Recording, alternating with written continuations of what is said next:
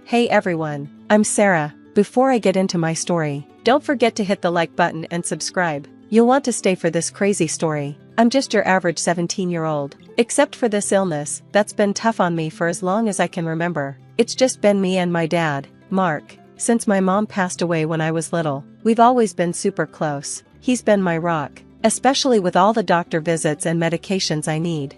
Life was pretty normal until Veronica showed up. Dad met her at work, and she charmed her way into our lives. At first, I was happy about it. Dad deserved to be happy, right? Veronica seemed nice, always bringing me small gifts and saying sweet things. One day, she suggested we have a girls' night. Sarah, honey, how about we do face masks and watch that new romantic comedy you mentioned? Veronica asked.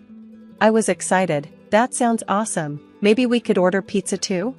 Of course, anything for my new daughter, she replied with a wink, but something about that wink felt off. Things moved quickly. Before I knew it, Dad was proposing to Veronica, and she was showing off a huge engagement ring.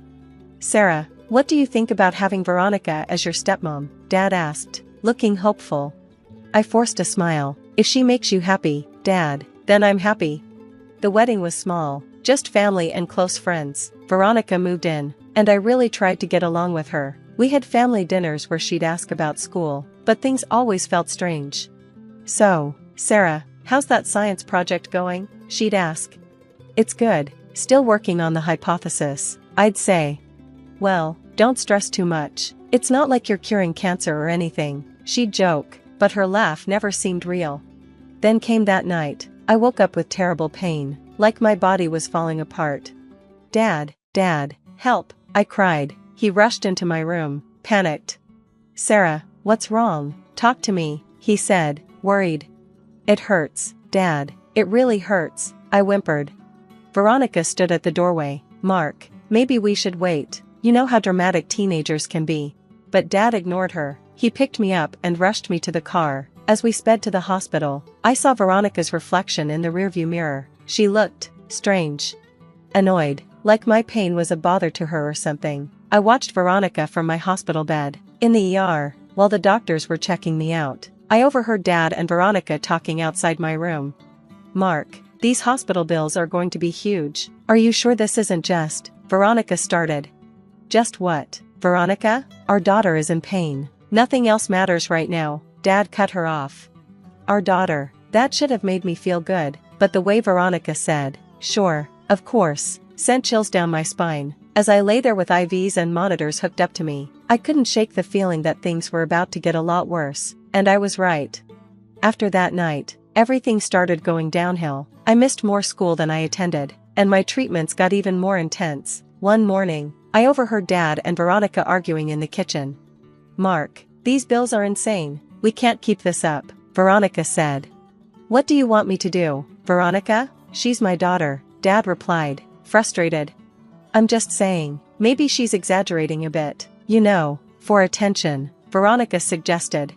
I couldn't believe it. My own stepmom thought I was faking. I wanted to storm in and tell her off, but my body had other plans. A sharp wave of pain hit me, and I collapsed to the floor.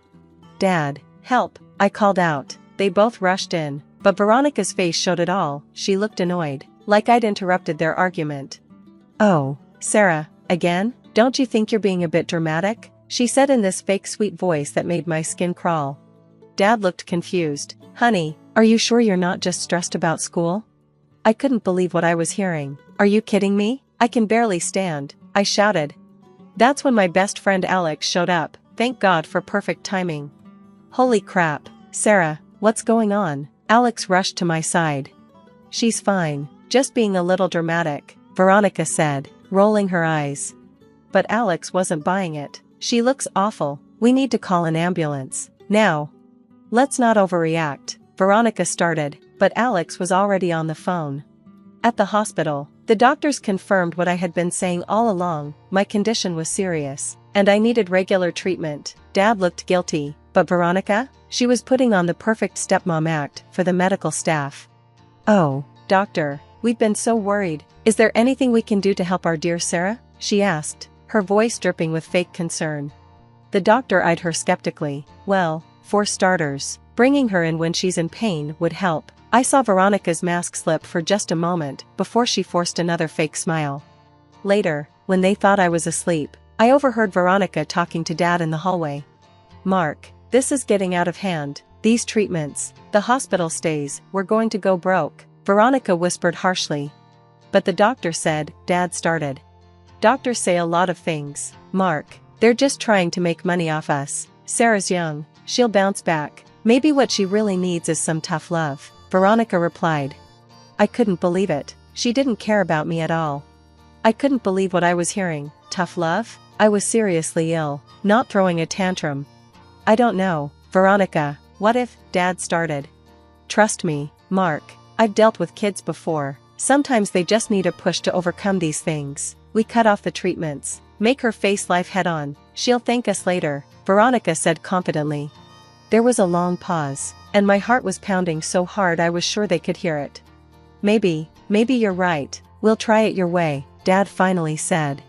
It felt like a punch in the gut. My own dad, the one person I thought I could always count on, was turning his back on me. And for what? Because his new wife told him to. As they wheeled me out of the hospital the next day, I caught Veronica's eye. She gave me this smile that chilled me to the bone, like she was saying, "I won."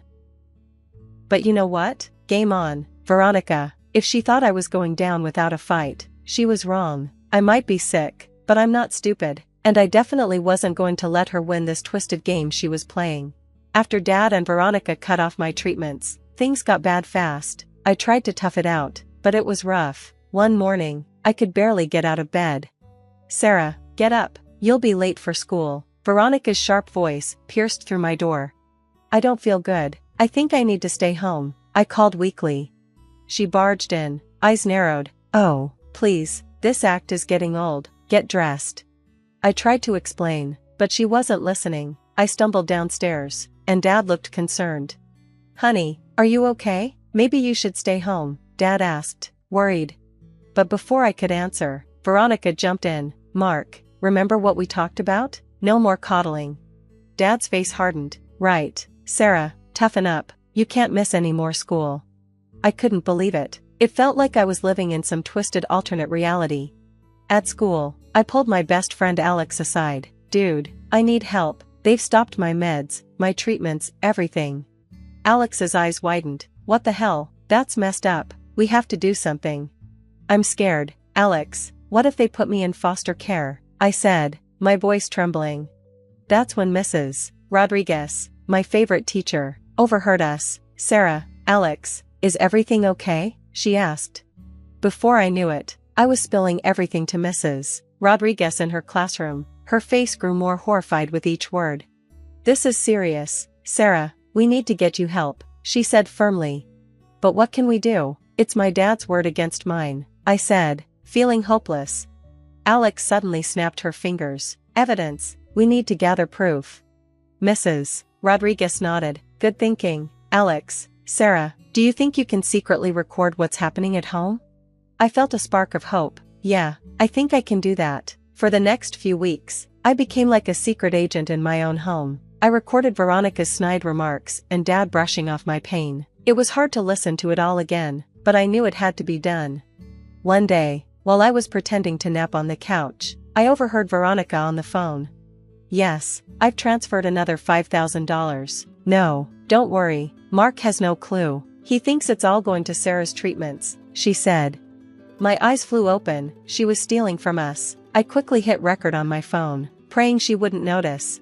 "Of course, I'll be careful. These idiots suspect nothing. I'll have the account drained in no time," she continued. I felt sick to my stomach, and not just because of my illness. How could Dad not see through her? The next day at school, I told Alex and Mrs. Rodriguez everything. "She's stealing money too. This is insane." Alex was furious. Mrs. Rodriguez looked serious. "I've contacted your previous doctors. They're horrified by what's happening and are willing to provide statements." I nodded, feeling a mix of relief and fear. "Thanks, Mrs. R. I just hope it's enough." As we were planning our next move, a wave of dizziness hit me. The room started to spin. "Sarah, are you okay?" Alex's voice sounded far away. I tried to answer, but my legs gave out. The last thing I heard was Mrs. Rodriguez shouting for someone to call 911. I woke up in the ER again. Dad was there, looking scared and confused. Veronica was trying to sweet-talk the doctor. "Oh, you know how teenagers are always so dramatic. I'm sure it's just stress from school," she said. But the doctor wasn't buying it. "Mrs. Thompson, your stepdaughter's condition is extremely serious. Without proper treatment, she could..." Now, let's not exaggerate," Veronica interrupted. "Mark and I know what's best for our Sarah." I watched as Dad's expression changed. It was like he was finally seeing her for who she really was. But before he could say anything, I felt myself fading again. As the darkness closed in, I heard Alex's voice. "Don't worry, Sarah, we've got the evidence. We'll fix this. Just hang on." I wanted to tell them about the money and everything else, but the darkness was pulling me under. My last thought was, please let this plan work. I can't take much more of this. When I woke up in the hospital again, it felt like I'd been hit by a truck. Dad was there, looking like he'd aged 10 years overnight. There was no sign of Veronica, though. I guess the witch finally flew off on her broomstick. "Sarah, baby, I'm so sorry. I should have listened to you," Dad said, choking up. Before I could respond, the doctor stormed in, looking angrier than ever. "Mr. Thompson, your daughter's condition is critical. The lack of treatment is borderline criminal neglect. I'm required to report this to the authorities." Dad looked like he might pass out. I didn't know. My wife." That's when Alex and Mrs. Rodriguez burst in, like they were leading a rescue mission. "We've got proof," Alex shouted, waving her phone. Mrs. Rodriguez, always calm, stepped in. "Mr. Thompson, Sarah's been documenting everything: neglect, verbal abuse, and financial fraud." Dad's eyes widened. "Financial fraud? What are you talking about?" Alex played the recordings on her phone. Veronica's voice filled the room, bragging about stealing money from our family accounts. Dad's face went from shock to devastation. "I can't believe this. Sarah, I'm so sorry. I've been such a fool," he said. Just then, a nurse rushed in. "There's been an accident. A woman named Veronica Thompson." My heart skipped a beat. Dad jumped up. "What happened?" "She was in a high-speed collision. Apparently, she was trying to leave town with a large sum of cash. She's alive, but she's paralyzed from the neck down." The room went silent. I couldn't help but think, karma's a real thing. Dad looked like he was going to be sick. "I need to go see her." "Dad, after everything she did," I started, but he shook his head. "I need to tell her it's over and that she's going to pay for what she did to you." As he left, Alex squeezed my hand. "We did it. Sarah, you're safe now." The next few weeks were a whirlwind. My treatment started up again, and slowly, I began to feel like myself. Dad filed for divorce faster than you can say gold digger, and the cops were all over Veronica. A year later, I was packing for college. Can you believe it? There were days I didn't think I'd make it to my next birthday, let alone college. Dad knocked on my door. "Need any help, kiddo?" "Nah, I've got it. Thanks though." Things were still a bit awkward between us, but we were working on it. "Sarah, I know I've said it a million times, but I'm sorry. I should have believed you," he said. I sighed. "Dad, I get it. She played you. She played all of us, but you came through in the end, and that's what matters." He nodded, tears in his eyes. "You're stronger than I ever knew." As I zipped up my last suitcase, Alex popped her head in, ready to roll. "College girl?" I grinned. "You bet. Let's blow this popsicle stand." As we loaded up the car, I couldn't help but feel grateful. It was weird, but this whole mess showed me who my real friends were and how strong I could be. "You okay?" Alex asked, noticing my thoughtful look. "Yeah, just thinking. A year ago, I didn't think I had a future. Now, the sky's the limit." Dad gave me one last hug before we left. "Show them what you're made of, kiddo." The story's over, but I have a question for you. If you were in my shoes, would you ever forgive your dad for choosing Veronica over you? Or is some betrayal too deep to move past? Drop your thoughts in the comments below. I'm dying to hear what you do in this situation. If you enjoyed this wild ride, hit that like button and subscribe for more stories that'll make your jaw drop. Trust me, you won't want to miss what's coming next. Although he was my father-in-law, it was a nuisance. Dirty and smelly, I'm relieved he's gone. I was always on edge, wondering how long he would live. At the back door of the church, that was Kathy talking to someone. I stood there, shaking with anger. Unforgivable. In place of my late husband Oliver, I decided to expose Kathy's true nature and seek revenge. I watched her quietly with a steely gaze. My name is Flora, 76 years old. I live with my husband and eldest son. But it's not an ordinary family of 3. My husband Oliver developed early-onset Alzheimer's disease. Now, his diabetes has worsened and he's bedridden. We hired a home caregiver, and I also take care of him. Our son Floyd is 46. He's successful at work, now a manager. But he's not married. I envy friends who travel with their spouses, celebrating their children's marriages and grandchildren, but I'm happy we're living comfortably. Then, one day, Floyd said, "I've decided to get married." I was so surprised I almost fainted. I had thought Floyd would never get married. "Really? Marriage? You're not being deceived, are you?" I asked dramatically, and Floyd laughed. "No way. She's from a company we deal with, a really nice girl. She always greets me with a smile." After years without celebrations, I felt increasingly happy for my son. Later, we had a family meeting. His fiancée was Kathy. At the hotel, she arrived in a beautiful dress and greeted me with the calm smile Floyd mentioned. "Flora, nice to meet you. I look forward to being part of your family." She's 34, 12 years younger than Floyd, and I was impressed by her polite greeting and demeanor. I wondered why such a wonderful lady chose Floyd. "Nice to meet you too. I'm sorry my husband couldn't come." "Please, don't apologize. I know about Oliver's condition. But as a family member, let me know if I can be of any help." Her words moved me to tears. I was overwhelmed with gratitude for the good person who came into our lives. I felt embarrassed for even suspecting that Floyd might be getting deceived. Also, my parents couldn't make it either. We couldn't adjust their schedules, I'm sorry. I've told them about the marriage, and they trust my choice, so please don't worry about our family. Kathy said this with a cheerful smile. Indeed, she was here alone. For a moment, I thought it was odd for parents to miss a family meeting, but trusting Kathy's words, I thought she must be a trustworthy daughter and didn't probe further. Then, they got married and started living with me. They didn't have a wedding ceremony but took wedding photos together. I had hoped for a ceremony, but I suppressed my feelings, knowing it's not just for the parents. A few days later, the wedding photos arrived. Holding back my eagerness, I said to Kathy, "Your wedding photos have arrived." Kathy happily took the envelope from me. "Wow, they've already arrived. Floyd will be thrilled. I'll put them in our room." However, she didn't show any intention of opening them in front of me and took them to their bedroom. Of course, I understood they should see them first, but it was strange that she didn't even seem to want to open them. I kept smiling, though feeling a bit uneasy. Some time later, Kathy quit her job and offered to help me with the caregiving. I was really touched. Taking care of someone else's family is hard to do unless that is your job.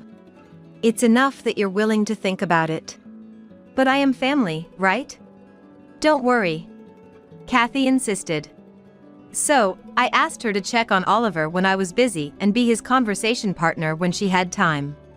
Leave the diapers to me or the home caregiver. Even just asking him if he needs anything is a big help, and talking is good rehabilitation. Kathy readily agreed. But I couldn't understand why I hadn't asked Kathy for help with the caregiving before. Sure, I was considerate.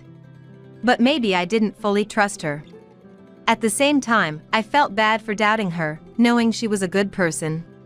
One day, Oliver said, "I think Kathy dislikes me." What?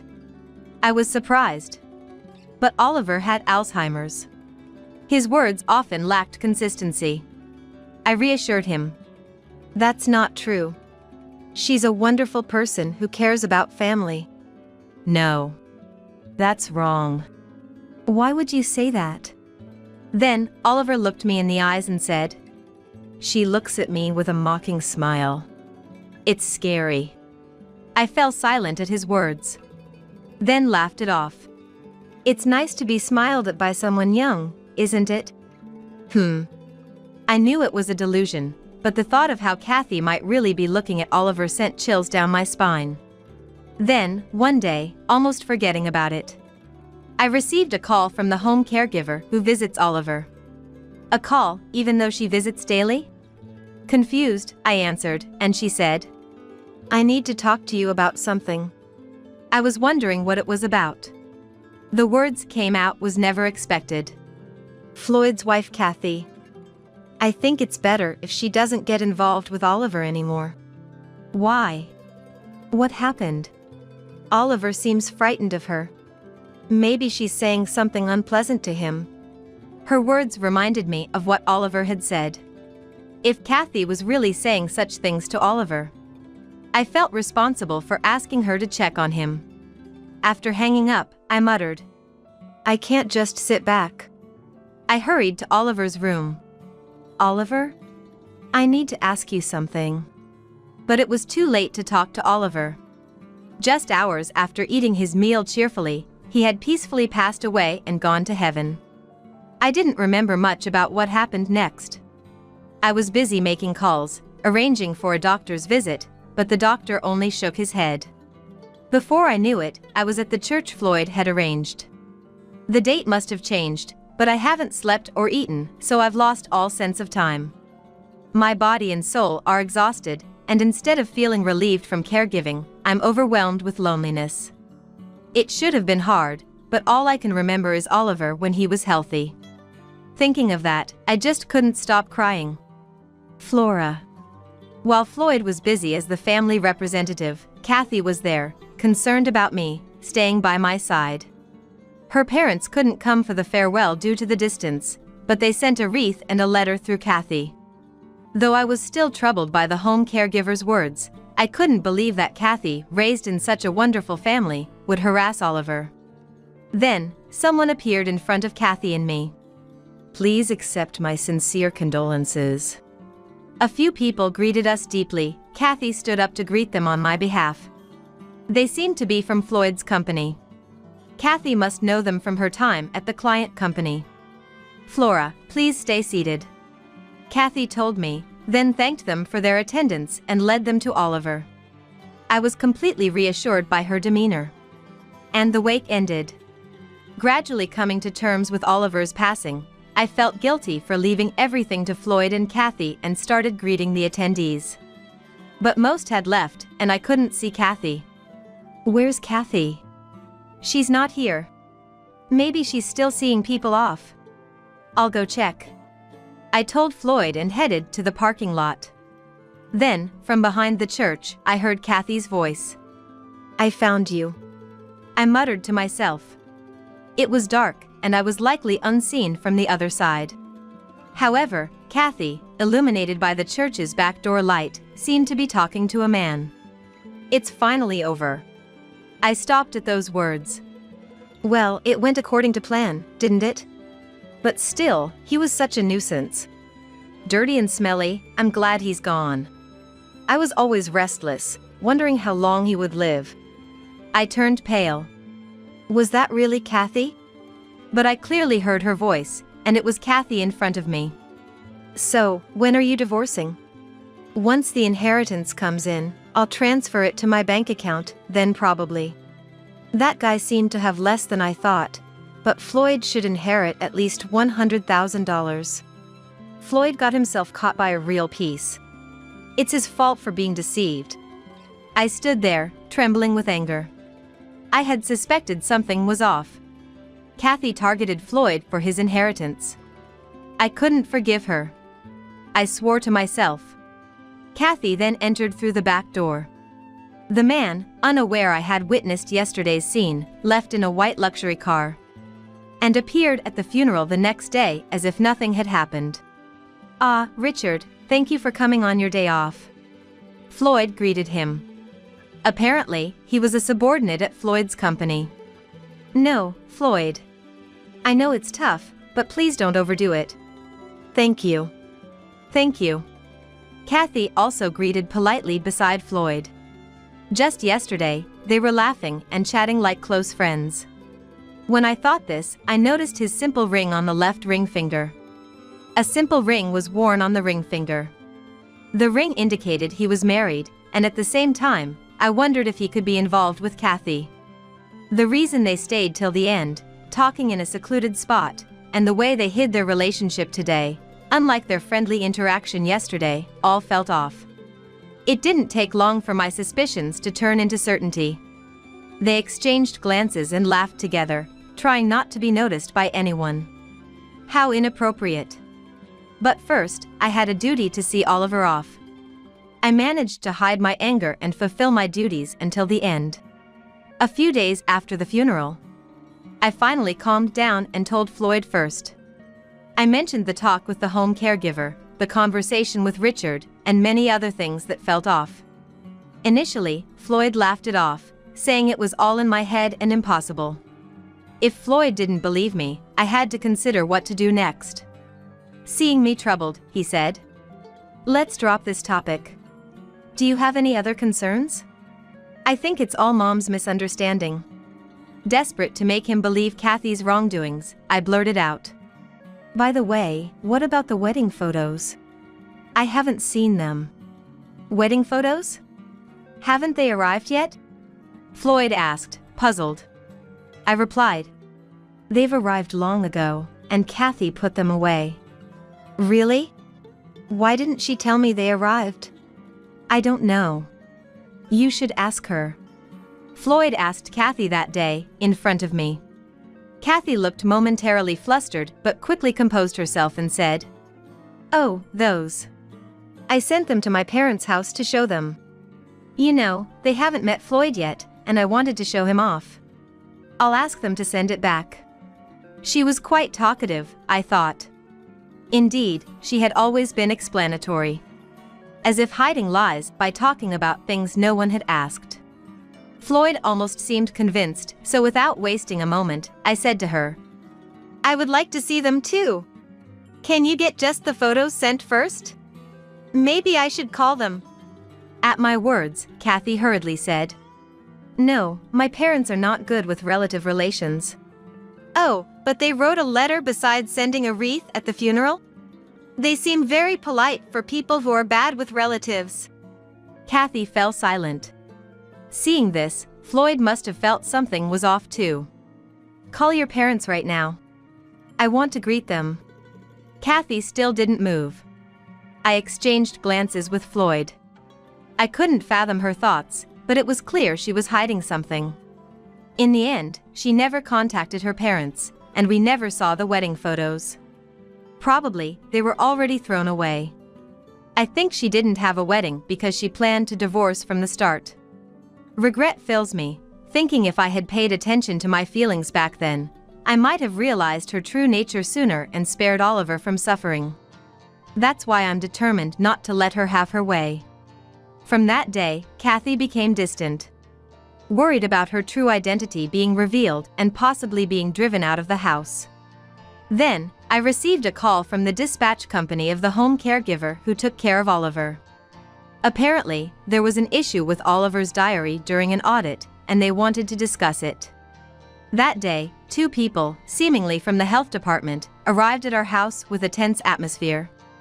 Actually, there are descriptions in the home caregiver's diary suggesting that a family member was abusing Mr. Oliver. Abuse? I was so shocked that I exclaimed loudly. "What? How could? I've always been careful." "Please calm down. Here is the home caregiver's diary." I looked at the diary handed to me by the officer. Then, I saw shocking words. April 13th, report of Oliver saying he was hit by Kathy. However, no bruises were found, and it seemed to be due to his dementia. I felt tense reading these words. Seeing my reaction, the officer continued. May 7th, upon visiting, Kathy was seen leaving Oliver's room. When asked what she said to him, he reported she told him to go away. For several days after, he was listless and became fearful when she was mentioned, so it was reported to Flora. That was the last entry in the diary. That was the day Oliver passed away. My hands started shaking, and I couldn't stop my tears. Now that Oliver is gone, we can't know the truth for sure, but may we speak with Kathy? I nodded quietly several times. It may not be the direct cause, but to hear go away on the day he passed away. It feels like that was the cause, from a family's point of view. I told the health department officers that Kathy was upstairs. Concerned about my tears, they headed upstairs together. Who's there? What do you want? Kathy, shouting loudly upstairs, apparently refused to talk to the officers after learning their reason for visiting, saying, "I don't know anything. Oliver had dementia, it's not my fault. If you refuse to talk, we'll have to involve the police and conduct an investigation." As soon as Kathy heard the officer's loud voice, she stopped making noise. She must have stopped resisting. "Can we talk to you at the health department, not here?" Out of concern for me, they decided to talk with her at the health department instead. As Kathy came downstairs, our eyes met. "Flora, please tell them it's a misunderstanding." Her face pale, she begged me for help. But after seeing the diary, her words didn't resonate with me. "Reflect on your actions and explain yourself." Kathy must have thought I would support her. Surprised by my unexpected words, she was lost for words. It was past noon when the health department officers arrived, but she didn't return until late at night. When I explained everything to Floyd, who returned home earlier, he turned pale with anger. Finally realizing Kathy's true nature, he talked about divorce. "Wait. There's something else that bothers me." I then told him about the suspicious relationship between Kathy and Richard, whom she met at the back door on the day of the funeral. She was having an affair? Even knowing Kathy's true nature, the shock was evident, and Floyd slumped down. "I can't be sure. But it didn't sound like a conversation with an employee from a business partner." Floyd sighed at my words. "Let's pretend we don't know anything for a while and observe the situation," he suggested. I nodded in agreement, thinking about what to do next. Kathy returned home late that day. She was exhausted and said she couldn't eat. "I did nothing wrong, but nobody believes me. Even you, Flora, it's unfair." Kathy burst into tears. She seemed greatly disheartened, having been scolded thoroughly by the health department. Later, I was contacted by the health department, who said I could file a complaint on behalf of Oliver. Kathy doesn't seem to be reflecting, and I don't plan to let her off either. Things are about to get busy. Floyd hired a detective to keep an eye on Kathy's actions. Soon enough, evidence surfaced. Kathy and Richard met secretly 3 times in 1 week. Moreover, Richard would meet Kathy while supposedly out on sales visits and go to a hotel. Naturally, this was grounds for his dismissal. Richard's outings were supposedly for prospecting new clients. Next time he says that, "Let's set up a stakeout." I decided to get notified when he left under that pretext. That day came quickly. After lunch, Kathy left without saying where she was going. As I suspected, Floyd called. Rushing to the meeting place, Floyd was already there, looking defeated. Though expected, I was also at a loss for words. In his line of sight were, as anticipated, Richard and Kathy. Unaware of us, they walked arm in arm into the hotel. 2 hours later, they emerged the same way, and Floyd and I confronted them. "What the hell do you two think you're doing?" "Floyd!" At Floyd's voice, the two turned, their faces turning pale. Floyd stood before them, glaring at Kathy and then Richard. "What is this? Explain." It was daytime in a hotel district. Nearby was a supermarket, attracting various onlookers. This is... Kathy, panicking, moved away from Richard, her face pale and eyes darting. "So, you two were in this kind of relationship?" I also followed and shouted loudly at the two of them. It seemed that Kathy finally realized I was there because of my voice. And my voice probably drew the attention of the onlookers around us. One of the bystanders said, "Isn't that Richard? You know, Sharon from the kindergarten's father." "Really? Wow, an affair?" Apparently, they knew Richard. I knew Richard was married, but I didn't know he had a child. Hearing those words, Richard fled with a pale face. "Wait, hold on!"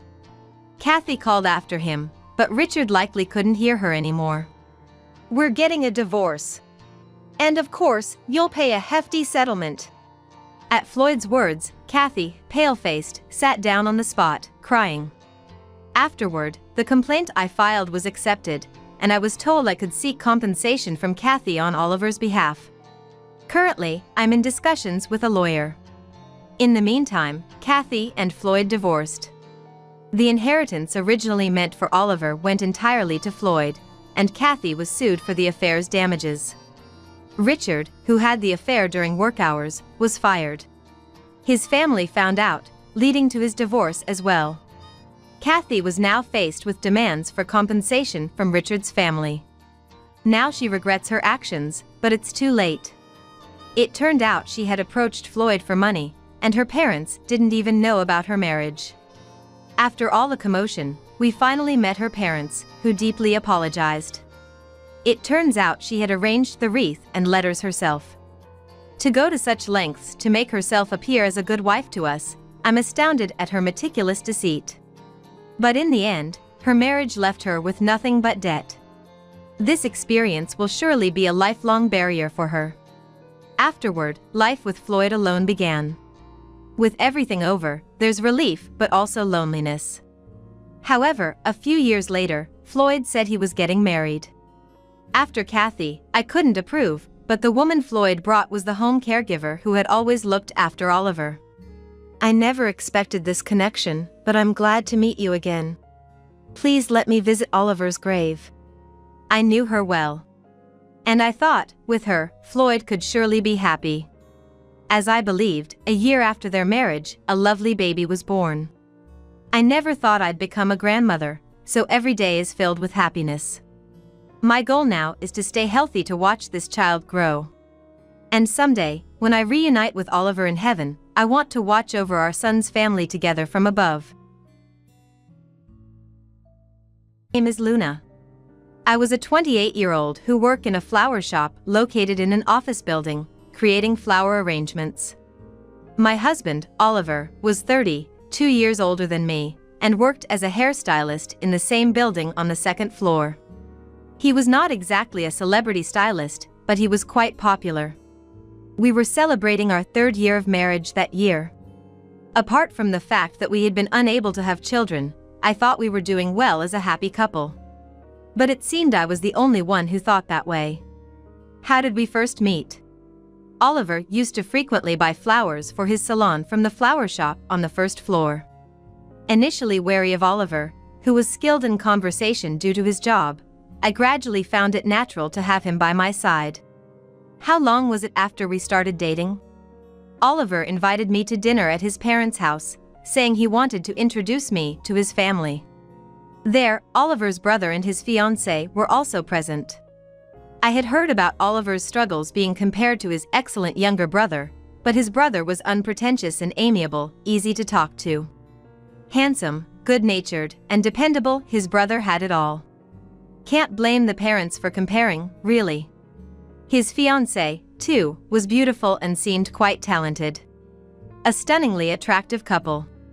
Sitting opposite them, I couldn't help but wonder if I would be compared to his brother's bride-to-be if I married Oliver. During the lively conversation over dinner, "Have you guys decided on a date for the wedding ceremony?" Oliver asked his brother. Then, "We're about to decide. We'd love some suggestions for good venues," the brother and his fiancée replied. Oliver's brother, a promising banker, and his fiancée, working at a securities firm, were both solid professionals. Thinking they would prefer something luxurious, considering they'd invite bosses and work colleagues, I suggested some famous venues where my corporate friends had their weddings. The fiancée searched the venues on her mobile phone, happily engrossed in a page showing a venue with a garden chapel. Then Oliver chimed in. "Hey, why don't we do the wedding ceremony together? How about a restaurant wedding?" And so he had proposed with a casual tone. It was something I had hoped would happen eventually, but I was shocked by his sudden suggestion. especially since he hadn't yet formally met my parents. Then, from somewhere, I heard a distinct sking noise. I couldn't believe it, but it seemed like the sound came from my BIL's fiancé. She was making an incredibly dissatisfied face and muttering under her breath. BIL's girlfriend might be okay with such a ceremony, but I. Then Lucas, Oliver's brother, exclaimed, "Bro, that's a great idea! These kinds of stylish ceremonies are becoming more popular." He seemed genuinely excited about Oliver's suggestion. Being more displeased, the fiancé glared at me more, as if to stop Oliver from saying whatever he wanted. But she was glaring at the wrong person. If she had a problem, I wished she would speak up to the enthusiastic brothers instead. Subsequently, driven by the brothers' excitement, we ended up planning a restaurant wedding, and everything progressed quickly. In a flurry, we managed to greet my parents, and the four of us dined out to choose a venue. As days passed, the once disgruntled fiancé warmed up to Oliver, who was now BIL, and they got along so well that one would think they were the couple getting married. However, her attitude towards me remained unchanged. And so, 6 months later, the two couples held their restaurant weddings. After the marriage, I switched from full-time to part-time at work, focusing more on household chores. I left for work after sending Oliver off, returned home earlier to prepare dinner, and waited for Oliver's return. This became my routine. Sometimes, my BIL and his wife, both working full-time, relied on our dinner unexpectedly. It seemed cooking was too much of a hassle for them. Camila, my CL, came with just a token gift, evidently expecting me to cook, sparing herself the effort. At the dinner table, Camila oddly sat next to Oliver instead of her husband, treating me more like a convenient housekeeper. Honestly, their visits were far from welcome. Moreover, she indirectly criticized me, saying I looked plain or that my only talent was messing with flowers. I couldn't stand being demeaned in front of Oliver, but I hated confrontations, so I pretended not to mind Camila's words. Instead, after they left, "Why does she look down on people so much? It's terrible to imply someone's worthless if they don't work at an office." I vented to Oliver. "She's a competent and successful woman. Maybe you're just hearing it that way, Luna. It sounds like you're envious. You shouldn't say things like that." But his response was always defensive of Camila. Oliver, proud of his brother's achievements, seemed unwilling to hear anything negative about his brother's wife. It felt like he was implying I was the problem, listing all of Camila's virtues instead. Recently, my daily life had changed a bit due to Lucas's sudden solo assignment. Camila, too, seems somewhat reluctant to come uninvited to our dinners alone. With fewer visits from her, I was free from her snide comments and had been able to spend my days more peacefully. But now, a different worry had surfaced. For some reason, Oliver had been coming home late at night, day after day, leaving me to have dinner and go to bed alone. It was really worrying that he had been returning home after midnight so frequently. I hoped he didn't fall ill. One morning, as Oliver hurriedly got ready for work, "You've been coming home late recently. Are you okay? I'm worried you might wear yourself out." I asked him. Oliver didn't even look at me. No need to worry. It's just a contest. I'm busy preparing for a hair contest." He stammered. I haven't heard anything about a hair contest. Usually, he'd make a big deal about entering a hair contest weeks in advance, but this time, nothing. Isn't that strange?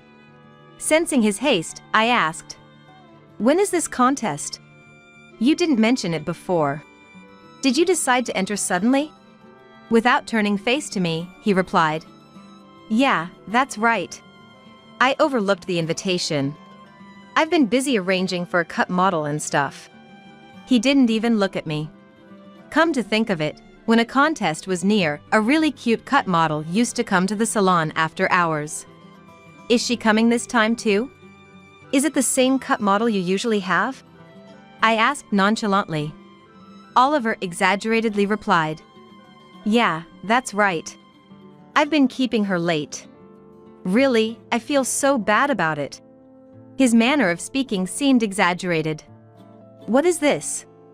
This feels so forced. Doesn't his speech sound unnatural? Despite my feelings. Is that really okay? It's dangerous to keep a girl late every day, even if you're short on time. When I looked at Oliver, he seemed determined to avoid eye contact. Glancing at his watch, he said, "Ah. Look at the time. I'm going to be late." Ignoring my words, he hurried out the door. Did he just run away? That reaction was so unnatural. Am I overthinking this? Could it be something with the cut model, an affair? No, that can't be it. The more I thought about it, the worse my thoughts got. After all, such things are unthinkable, aren't they? It's just my bad habit of overthinking. I need to stop that. It's just the late nights because of the hair contest preparations, that's all. Carrying these troubled thoughts, I got ready and headed to work. When I arrived at the shop, Mason, the manager of the salon where Oliver worked, was there picking out flowers for the salon. It was usually Oliver who picked the flowers, so it was unusual to see Mason here. Mason said he leaves the flower selection to Oliver because he doesn't know much about them. Could it be that Oliver asked Mason to pick the flowers to avoid further questions about this morning's conversation? I decided to probe a little. Oliver is participating in a hair contest with you, right? Good luck with that, I said to Mason. But Mason looked confused. Which hair contest? We don't have any such plans, he asked. I also asked about the cut model, but he said they hadn't requested any recently. Apparently, the model was Mason's cousin, who was currently studying abroad. As for the late nights, Mason said that Oliver had been leaving the salon at the regular closing time, so there was no way he had to come home after midnight. It seemed like everything Oliver told me was a lie. So, what had Oliver been doing every night, and with whom? While my suspicion about the cut model was cleared, I still felt uneasy. Stunned and trying to grasp the situation. Should I subtly ask him about it? Mason offered. I thought about accepting Mason's offer, but would Oliver give him a straight answer? I felt like Oliver, being so good at talking, would give vague responses. It seemed more likely that something was going on. I didn't want to give Oliver any chance to concoct an excuse. I had to keep it a secret that I was aware of his lies and probing into the matter. I told Mason that I would handle it myself for now. And asked him to keep our conversation secret, saying I would seek his advice if needed. That night, I decided to wait for Oliver and ask him as if I was oblivious to everything. I doubted he would tell me the truth anyway. Around midnight, Oliver finally came home. While claiming to have been working late, he looked slightly startled when he saw me waiting up. I'm home. I'm exhausted. Finally got the new haircut done, he said, unaware that I knew everything. I wondered what kind of amazing haircut he completed. I asked Oliver, who was trying to mask his nervousness. You must be worn out. Hey, do you mind if I ask something? As I spoke quietly. What's up? What do you want to know? His voice trembled. Are you really working? Are you really preparing for a hair contest? Oliver replied. Well, of course I am. What else would it be? His unease was apparent. He seemed intent on sticking to his lies. In that case. Oh? What about cheating? Yes or no? I asked directly, and his face changed completely. What? Of course I'm not. Oliver began to get defensive. Even the usually eloquent Oliver had no room for jokes. Despite his panic, he tried to weave an escape with desperate excuses. You know, Mason told me. The hair contest is a lie, right? Wouldn't it be better to just come clean? What are you really doing? I cornered him with no escape. Apparently, he had no excuses left and, trembling with clenched fists. Fine. I'll say it. It's an affair. I've fallen in love with someone else. He blurted out. His confession came off as resigned and frustrated. He even started to get angry, as if it was some sort of injustice. I tried to get him to confess who the other person was, but he refused to say, probably because it was someone he shouldn't be involved with. No matter how much I pressed, my anger only grew. Then, "I'll hire a detective or whatever it takes to find out, just be ready. It's Camila." Hearing my words, he went pale and confessed in a defeated tone. "Camila? Isn't she Lucas's wife?" I was shocked, and he retorted, "Yes, Camila. She's pregnant with my child." "You haven't had a child with me, but you did with someone else, and that someone is your brother's wife? That's despicable." As I hurled accusations at Oliver, he retorted with unreasonable words. "It's your fault for being infertile. Anyway, I'm going to take responsibility and divorce you." His words were infuriatingly unfair. That explained why he always sided with his Sael over me. "Are you kidding? Do you even realize what you're saying? Does Lucas know?" To have been treated this way by him, I couldn't help but be angry. "It doesn't matter. Camila and I won't be separated. She's going to divorce Lucas and be with me. No one can stop us," Oliver declared defiantly. "If you don't like it, then let's get a divorce right now." Disgusted by his words, I retorted, "Don't like it? That's an understatement. I'll gladly divorce you." I decided then and there to cut ties with this hopeless man. The next day, I told everything to my parents, my in-laws, and Lucas, who was at his assignment location. Shocked and furious, they couldn't believe Oliver and Camila had an affair and were expecting a child. Despite their family's reactions, both were unapologetic and brazen. "All this is Asael's fault, right? If she's upset about the affair or didn't notice it, it's her own fault. If Lucas wants to blame someone, he should blame Asael." Camila even had the audacity to put the blame on me. Their lack of remorse disgusted everyone. Lucas decided to divorce Camila, and both Oliver and Camila were disowned by our parents and Lucas. Later, when I reported the situation to Mason, the concerned salon manager, he was one of our recommended hairstylists.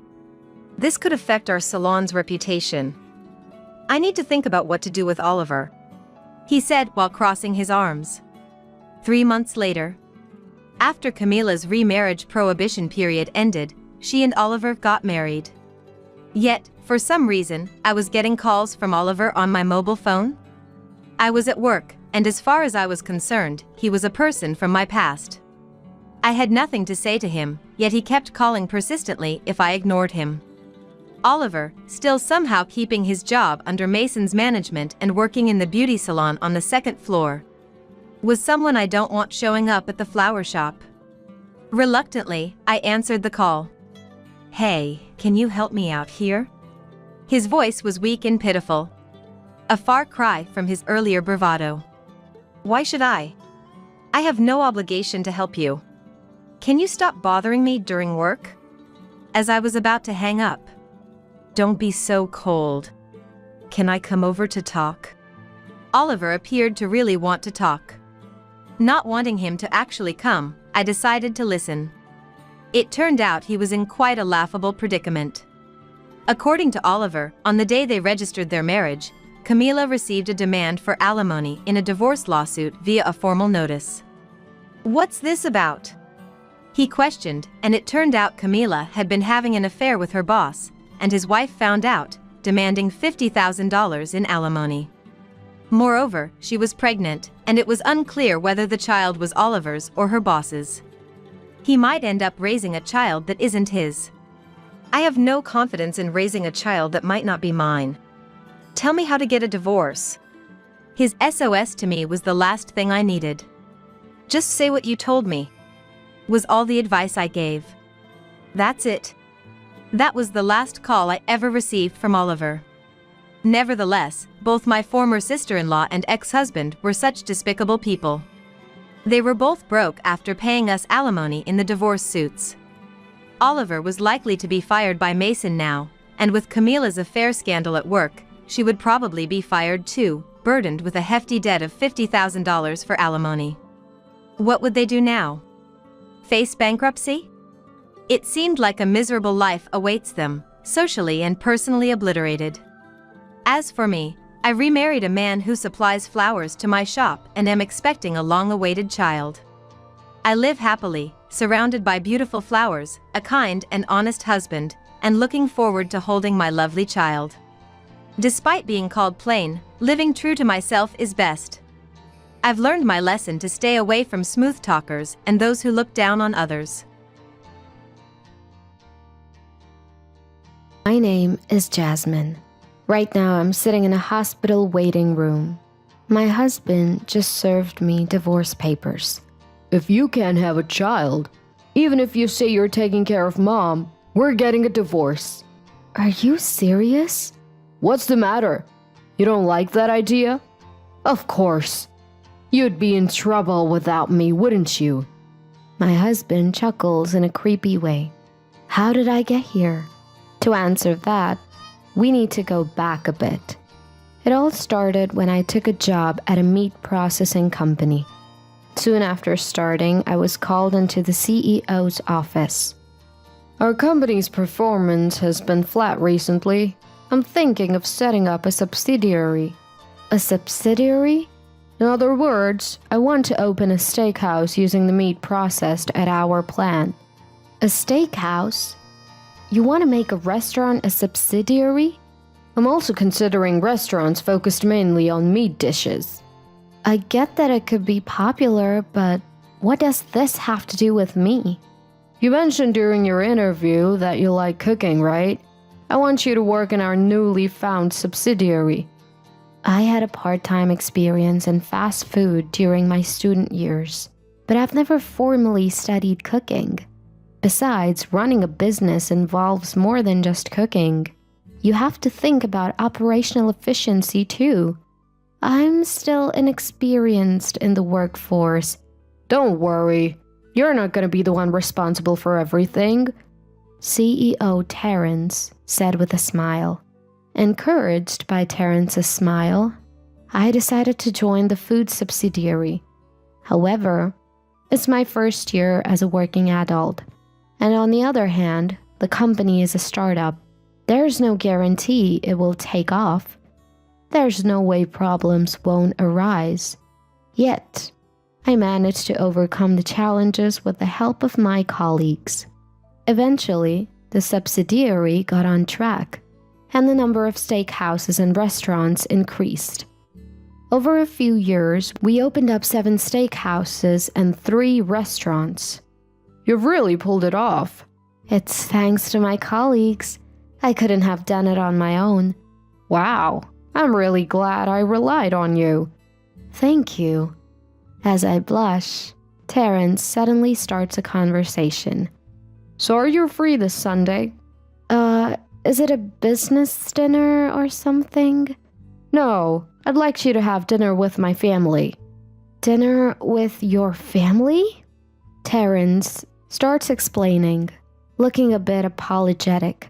Turns out, Patricia, Terrence's wife, heard about my accomplishments from Terrence when she visited the office. At that time, I was busy working at a restaurant. Intrigued, Patricia went to the restaurant and saw me working efficiently. She immediately liked what she saw. Patricia then told Terrence, "Wouldn't it be great if a hard-working young woman like this became our son's wife?" Indeed. "So let's arrange a dinner." Dinner? Isn't that a bit sudden? "The sooner the better.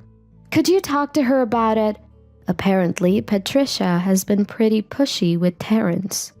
Terrence bows his head and says, I'm really sorry, but Patricia insisted and I couldn't say no. I get it. Do you mind humoring Patricia for just a dinner? Terrence's son is destined to become a CEO. Currently, he's the COO. I've crossed paths with him before and remember him as being handsome and kind. So, it's not a bad deal for me either. Understood. I can't refuse without meeting him. Thank you. I'll confirm the time with Patricia and get back to you. Terrence looks relieved. Apparently, Patricia had been quite demanding. The whole thing makes me smile a bit. And so comes Sunday.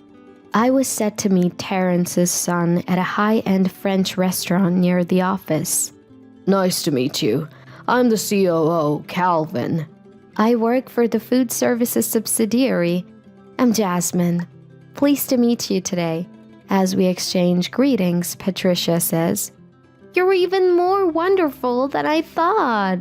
Thank you. If you marry Calvin, I can really rest easy. Well, if he approves. Patricia definitely seems more eager. However, Calvin doesn't look unwilling either. Moreover, we surprisingly hit it off as we talk. Calvin doesn't flaunt his wealth. He's smart and composed, exactly as I'd perceived him at the office. Still, he's the heir to a wealthy family.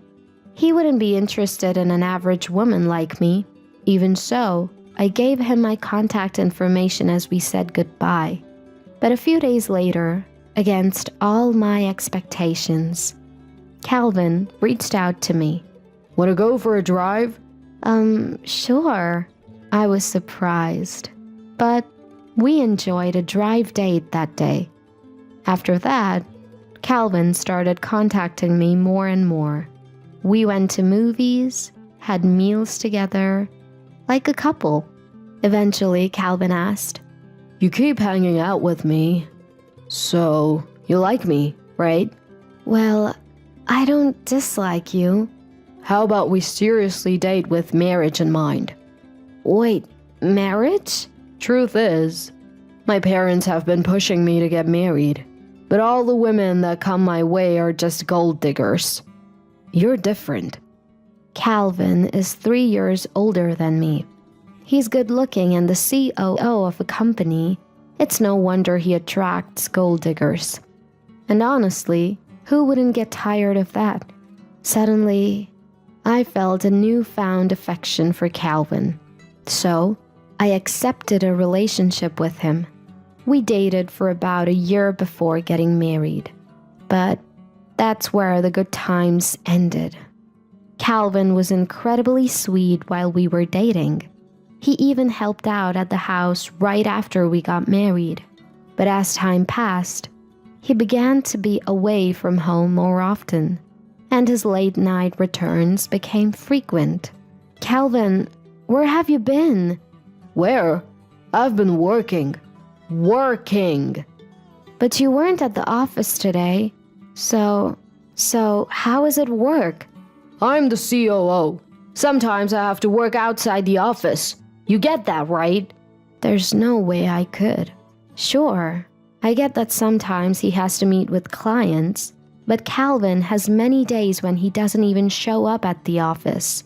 It's not like I can talk to my in-laws about this. Maybe things will settle down soon.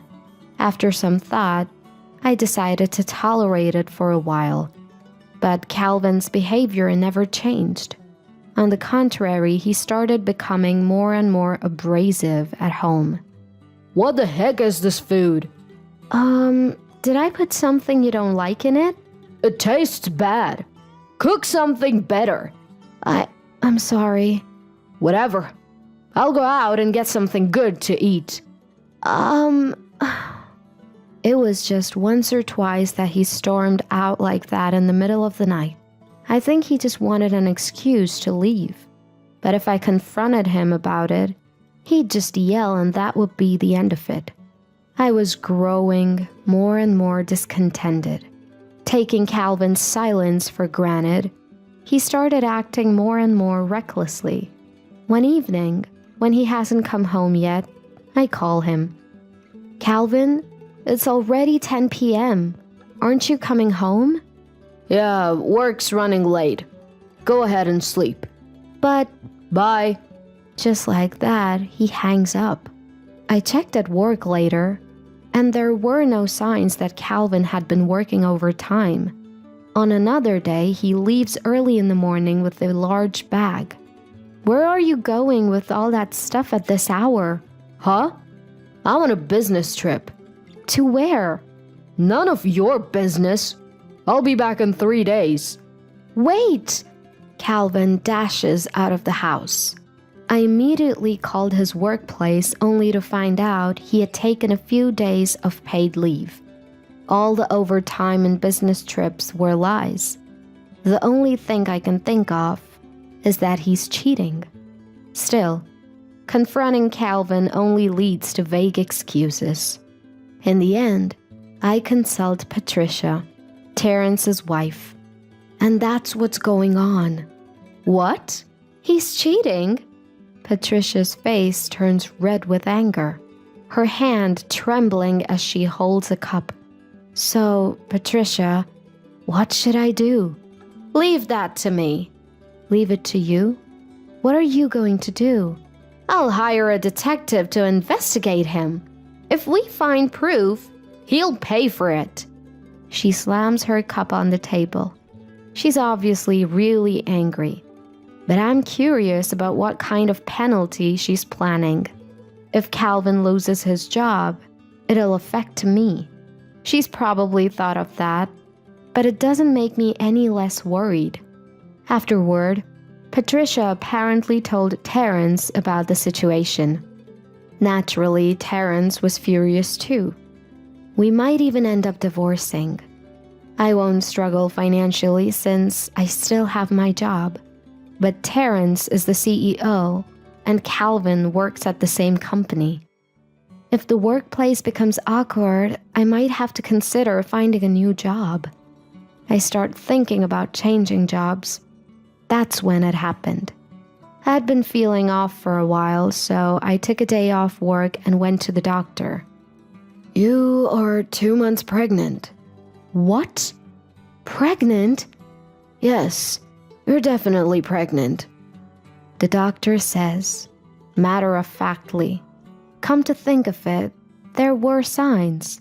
But the truth was, I was also stressed about the possibility of Calvin cheating on me. So I wanted to believe that my health issues were just stress-related. First things first, I told Patricia about my pregnancy. So you're pregnant? That means a successor is on the way, right? Yes, I just got it confirmed at the hospital. Oh, congratulations! Thank you. But there's also the issue with Calvin's infidelity. What are you planning to do about that? I definitely want to have this baby. So please keep the evidence of Calvin's cheating on your end. When I said that, Patricia's face clouded over for a moment. Then, she made a suggestion. You know, I've been pondering something for a while. I think now is the time to act on it. What do you mean? Well, I listened to Patricia's proposition. It sounds really promising. I see. I want to go along with your plan, Patricia. Thank you. It's good that I talked to Terrence as well. Does Terrence know about this? Of course. Separate from that, I'll be coming over to your place starting today. Why is that? You're pregnant. It'll be tough to do everything yourself. Plus, we need to light a fire under Calvin. Patricia smiled as she said that. Afterwards, I broke the news about my pregnancy to Terrence when he came home. He was genuinely delighted. Once I reported to Terrence, Patricia and I went home together. Calvin was already back. Where have you been, Jasmine? Calvin, why are you yelling? Mom? Were you with Mom? Calvin was surprised to see me come home with Patricia. Patricia spoke sternly to Calvin. Jasmine is pregnant, so I'll be staying here for a while to help with housework. What? Why are you, Mom? I said I'm here to help with chores. But... Is there a problem, Calvin? No, nothing. Calvin looked bewildered. Clearly, he didn't expect Patricia to stay over. This might make him behave for a change. I held back a smile. Then Patricia, seeing Calvin's gloomy face, said, "Why the long face? This is good news. Don't you have something to say to Jasmine?" Yeah. Congratulations, Jasmine. He said it reluctantly, but in front of Patricia, I answered with a smile. "Sure, thank you." And give birth to a cute baby, okay? Despite his words, Calvin looked displeased. Was it because he was seeing someone else, or because Patricia would be staying over? Either way, I felt that Calvin wasn't happy. Months went by. Patricia did exactly as she promised and helped me with household chores. And whenever Calvin tried to go somewhere, she'd scold him. "Calvin, where are you going? It's dangerous to leave a pregnant Jasmine alone." Calvin seemed like he wanted to argue, but there was no way he could in this situation. I hope he learns from this, I thought to myself. As I entered my 7th month of pregnancy, I found myself needing Patricia's help more often. "I'm sorry, Patricia. It's fine, dear. Even putting on socks is a challenge at this stage." While saying this, Patricia helped me put on socks. It's not that I couldn't do it myself, but Patricia understood the struggle and was quick to lend a hand. So I found comfort in her kindness. Patricia also told me she was happy to help. If you think about it, this is her first grandchild. Of course she's delighted. This brought Patricia and me even closer. Later, I went shopping with Patricia. "It's hard, I know, but you need some exercise." Encouraged by Patricia's words, we went out, though it was more challenging than I expected. But we somehow finished shopping and were on our way home.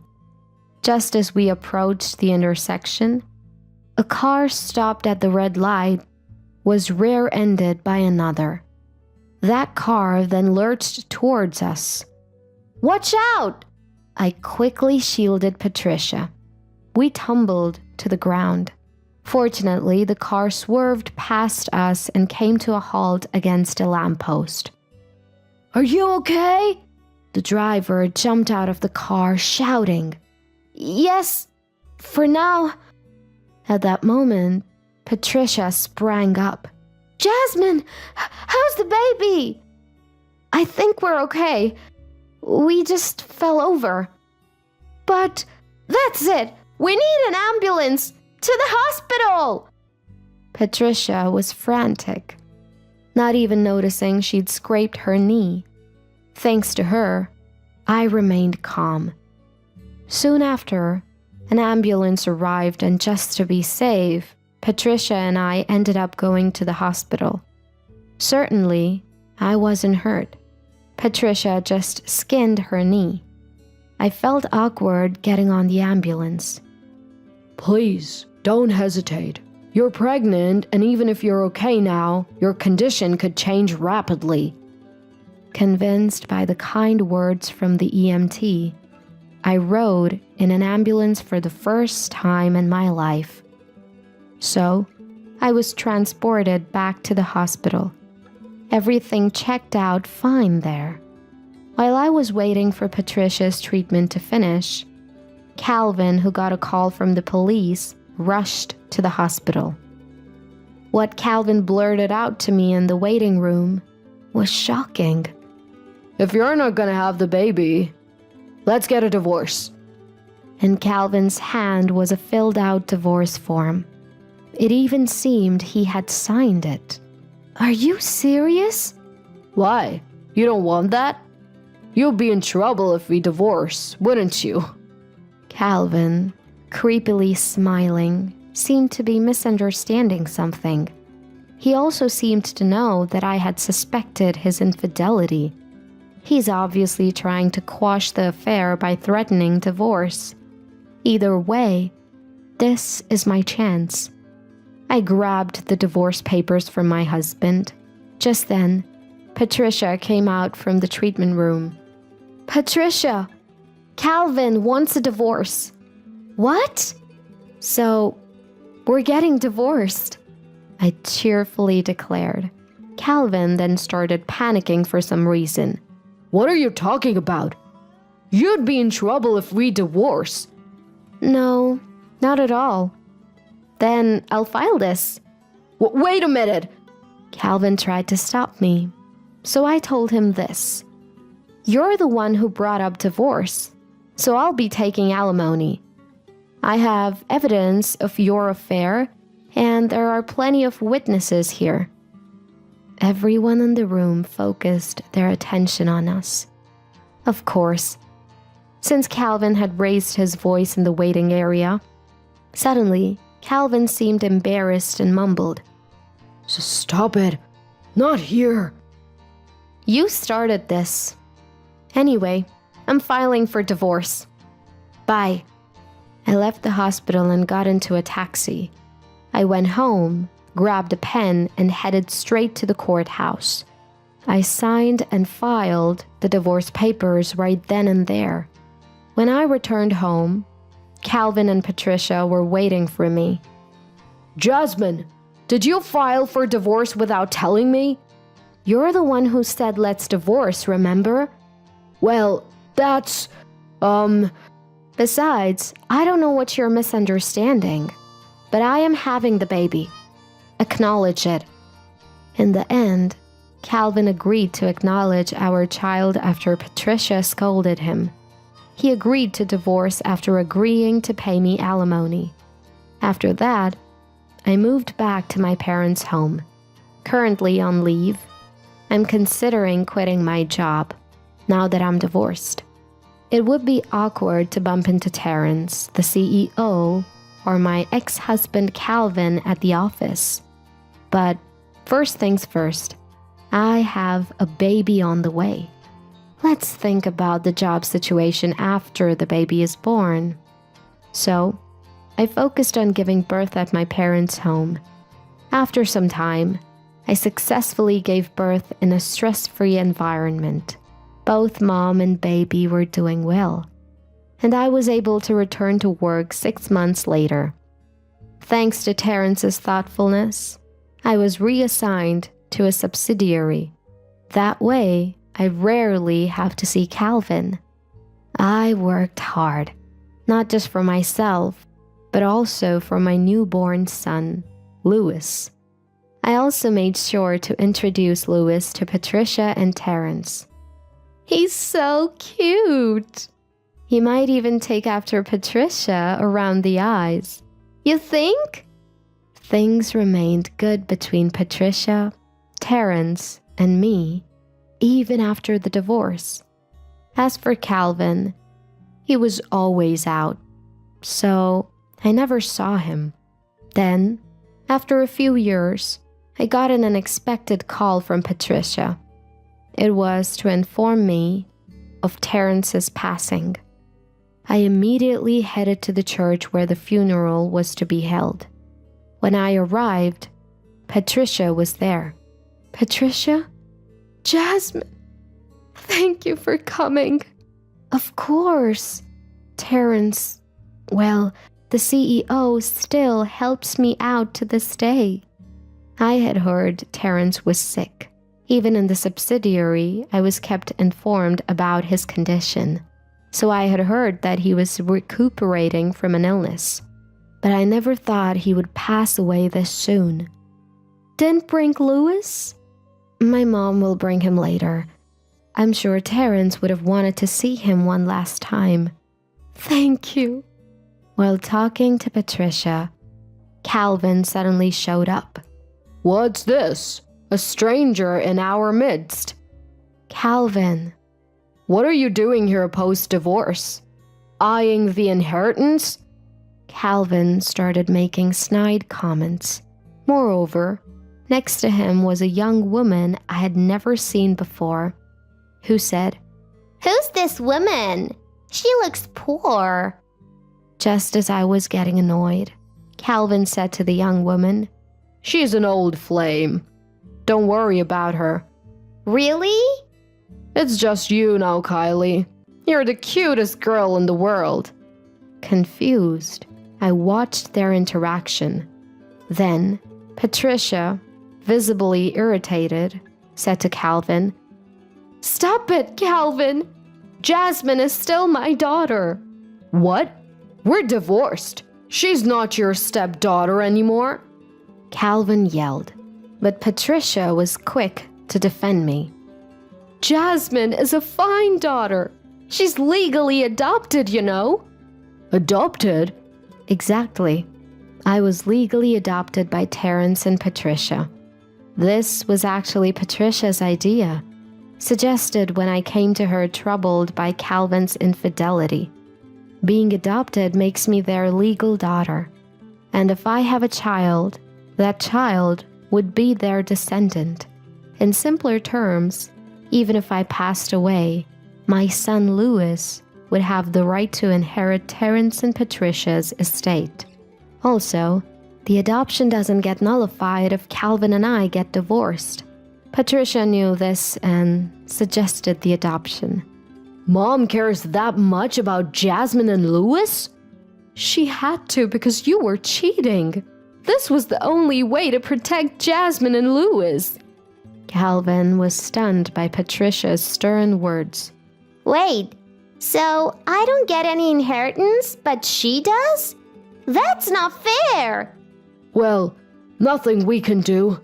Spouses don't get inheritance rights, but I'll share what I get with Kylie. I can't accept this. Kylie, the younger woman, kept making a scene till the end, but making noise wouldn't solve anything. In the end, Calvin managed to calm Kylie down, and the funeral went smoothly. Months later, the distribution of Terrence's estate was decided. Many heirs were involved, each inheriting a share. Some got cash, while Patricia inherited stock in a meat processing company. Calvin and I divided the subsidiary companies between us. The subsidiary is split into two companies, one operating steak restaurants and the other operating restaurants. He got the steakhouse chain, and I got the restaurant chain. Serve you right. You're just an adopted daughter. You won't get as much as a real child like me. True. Calvin's assets were more valuable, so he said that out of spite. Although it stung, I couldn't complain, because this was decided before Terrence passed away. I later became the CEO of the restaurant company. With my existing expertise and help from colleagues, the business is doing quite well. Calvin, on the other hand, ran his steakhouse business into the ground. Within half a year, all locations were closed, and the company went bankrupt. Calvin came crying to me soon after. Jasmine, make me an executive in your company. Why should I? We were once close, right? You had the bigger company and you failed. Why are you saying this now? But enough. If you keep bothering me, I'll sue you. I finally told him off. And Calvin backed down. Soon after the company's downfall, Kylie vanished. Now, Calvin is scraping by with a part-time delivery job. I learned this from an employee of the company Calvin ruined. Many of those employees are now working hard to relaunch a steakhouse under my company. I am busy, but still determined, remembering how I felt when Terrence first gave me responsibilities. Why, what a life to be bedridden, huh? Despite it not being my fault, I have partial paralysis. Mother-in-law freely throws insults my way. I'm not just lazing around at home, touching the computer all day without working.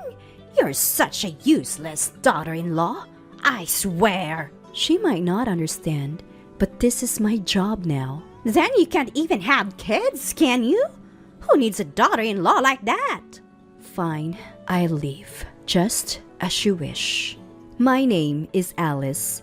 I am 32. I guess you could say I am a novelist. I started writing in my 20s and have been publishing books under a pseudonym. Lately, they have finally started selling, and my income is becoming stable. My husband, Nick, is 35 and works at a publishing house. I met him during a meeting about the book adaptation of a novel I had serialized in a magazine for young women. We've been married for almost 2 years now, but no kids yet. It's not that we don't want children, but if they're not given to us, so be it.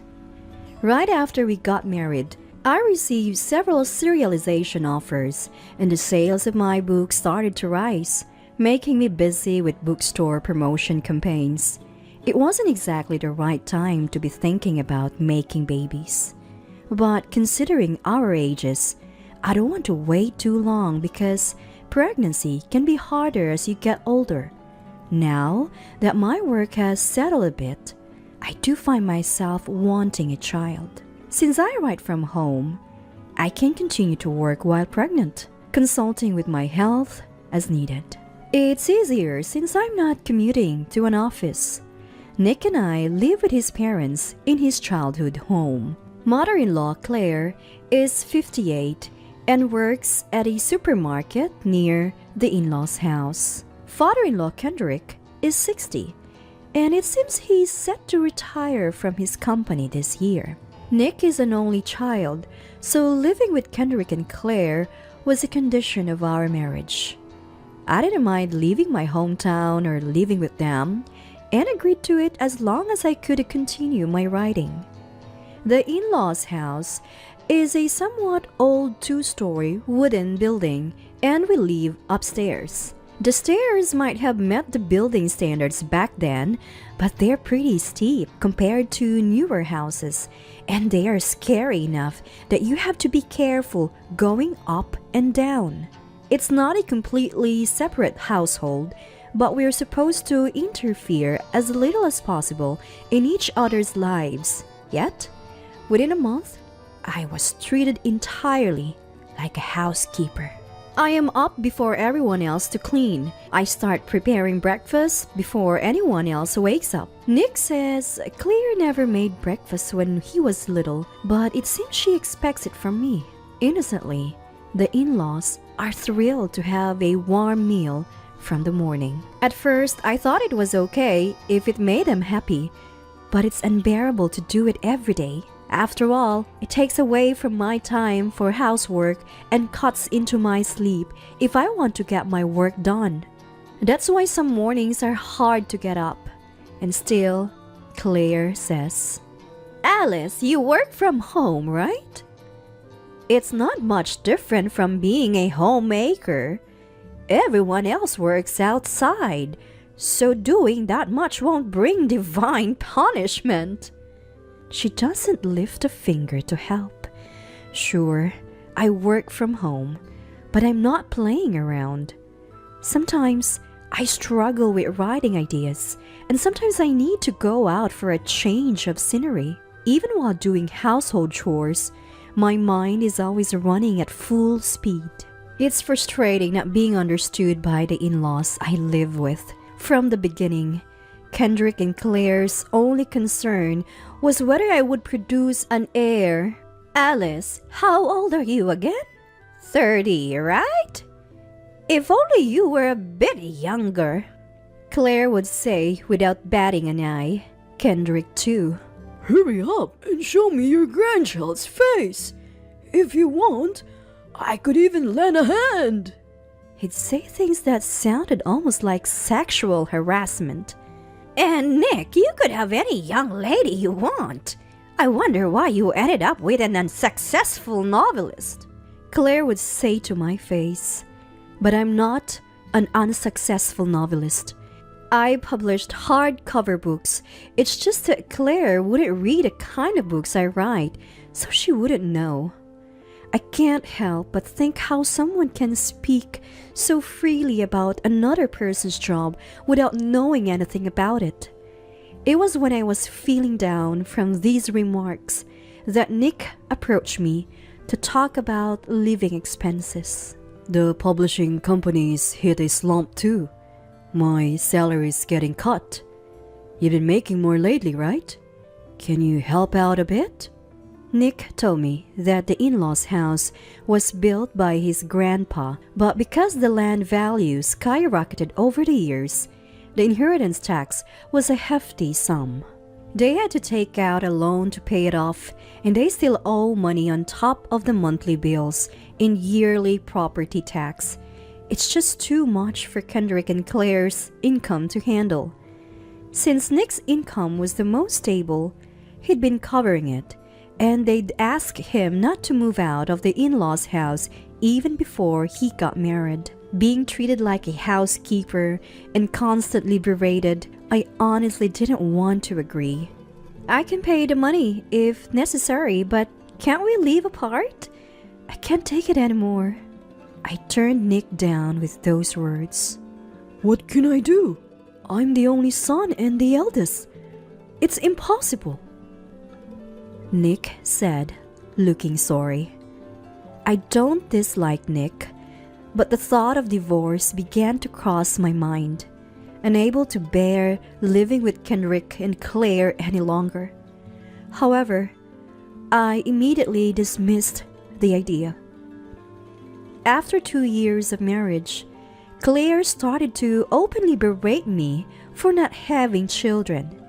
At first, I could laugh it off, but now my patience is running thin. Don't you have kids yet? Maybe a daughter-in-law over 30 just won't do. Maybe there's something wrong with you. I have my health checkups every year and gynecological exams too. There's nothing wrong with my body. But lately, I've been concerned about Nick's late returns. The making love that used to happen several times a week when we first got married has now become very infrequent. During the day, I'm busy catching up on housework, and I had to cut down on sleep to get everything done, which left me with little time for Nick, and I feel bad about that. But whenever possible, I've tried to respond to Nick's advances, even initiating at times. Lately, even when Nick comes home early and I make the move, sorry, I'm just tired. Maybe I'm getting old. Not tonight, he would say, not engaging. With the years ticking by since we've been married, I wish Nick would agree to get tested too if I don't get pregnant soon. But I couldn't bring myself to suggest it. I didn't want to seem like I was blaming him. Yet, I'm fed up with Kendrick and Claire's daily gripes about us not having a child. And as I am approaching my mid-30s, I heard it gets harder to conceive, which makes me anxious. One morning, I overslept by accident and heard Claire yelling from downstairs. I was so sleep-deprived from the daily chores and work till late at night that I just couldn't wake up. In a panic, I jumped out of bed and tried to run down the stairs with my mind still foggy. I slipped and tumbled all the way down. I think a loud noise echoed throughout the house, but I had no idea what had happened. Next thing I knew, I was in an ambulance. I could hear the paramedics talking but couldn't make out the words. Every part of me hurt, and I couldn't move. I felt my consciousness slipping away. When I woke up, I was in the hospital's ICU, laid up in bed, connected to all sorts of machines. It was like a scene from a medical drama, but it felt so unreal. The diagnosis was a compression fracture of the hip. I suffered nerve damage, and now I can't feel anything below my waist. It's like this isn't even my body anymore. The doctor said that even with a rehabilitation program, I probably won't recover and I'll have to live in a wheelchair for the rest of my life. That realization just plunged me into darkness. A month later, my fractures healed, but the severe nerves wouldn't reconnect. I remained paralyzed from the waist down and had to move back to my in-laws' house after being discharged. I got a certificate from my paralysis and received a disability ID card. I never imagined this would be me. If someone pushes me, I can get around in a wheelchair, but my in-laws' house is old and cramped, impossible to navigate. My husband and I moved into Kendrick and Claire's first floor room while they took the second floor. But Claire said, "Useless and bedridden? Kicking us old folks upstairs? What a terrible daughter-in-law." I spit it out. I felt so helpless and frustrated, knowing the fall down on the stairs wasn't my fault. Tears just wouldn't stop. Luckily, my job is writing novels, which I've always done from home, so I can still write from bed. I switched to submitting my manuscripts electronically, so I don't have to hand deliver them or meet the editors unless it's absolutely necessary. They can come to me. Resuming work was a relief, but Kendrick and Claire don't seem to understand. "All day just playing on the computer in bed? Must be nice." Claire mocks me. "Not only can't you bear an air, but you're bedridden. A burden. Practically trash." Kendrick scoffs. "You can't do household chores. Can't have kids. A daughter-in-law who's no use to anyone might as well leave." Claire snaps without a pause. Then one day, Nick said something unbelievable. "Hey, let's get a divorce." I was stunned, disbelieving. "With your condition, kids are out of the question, right? I can't live with a woman who can't have them." The shock was like a blow to the head, worse than being paralyzed. I was too heartbroken to even cry. The next day, Claire said to me, "You're divorcing my son, huh? Oh, thank goodness. It's miserable for him to be with a woman who can't have kids." I hated the look on Claire's face as she said this while laughing. "It would have been easier if he had just died when he fell down the stairs." Is Claire serious? I started to get scared, thinking about what might happen if I don't leave soon. If something happens, I can't move easily because I can't control my body. And there's no one on my side at my in-laws' house. I contacted my disability support coordinator to urgently find me a new place to live. Luckily, I found a new place to move into quite quickly and was able to breathe a sigh of relief. It's a barrier-free one-bedroom rental apartment. I wanted to be as far from my in-laws' house as possible, but unfortunately, it was just in the next town. Still, eager to leave the in-laws' house as soon as possible, I decided to move in right away. The divorce mediation with Nick hadn't started yet, but I wanted to ensure my safety first. I decided to have the government official come over while my in-laws were out and proceed with the moving process in secret. I didn't even know there was such a helpline for domestic violence, but since my parents lived far away and I had no relatives nearby, it was a relief.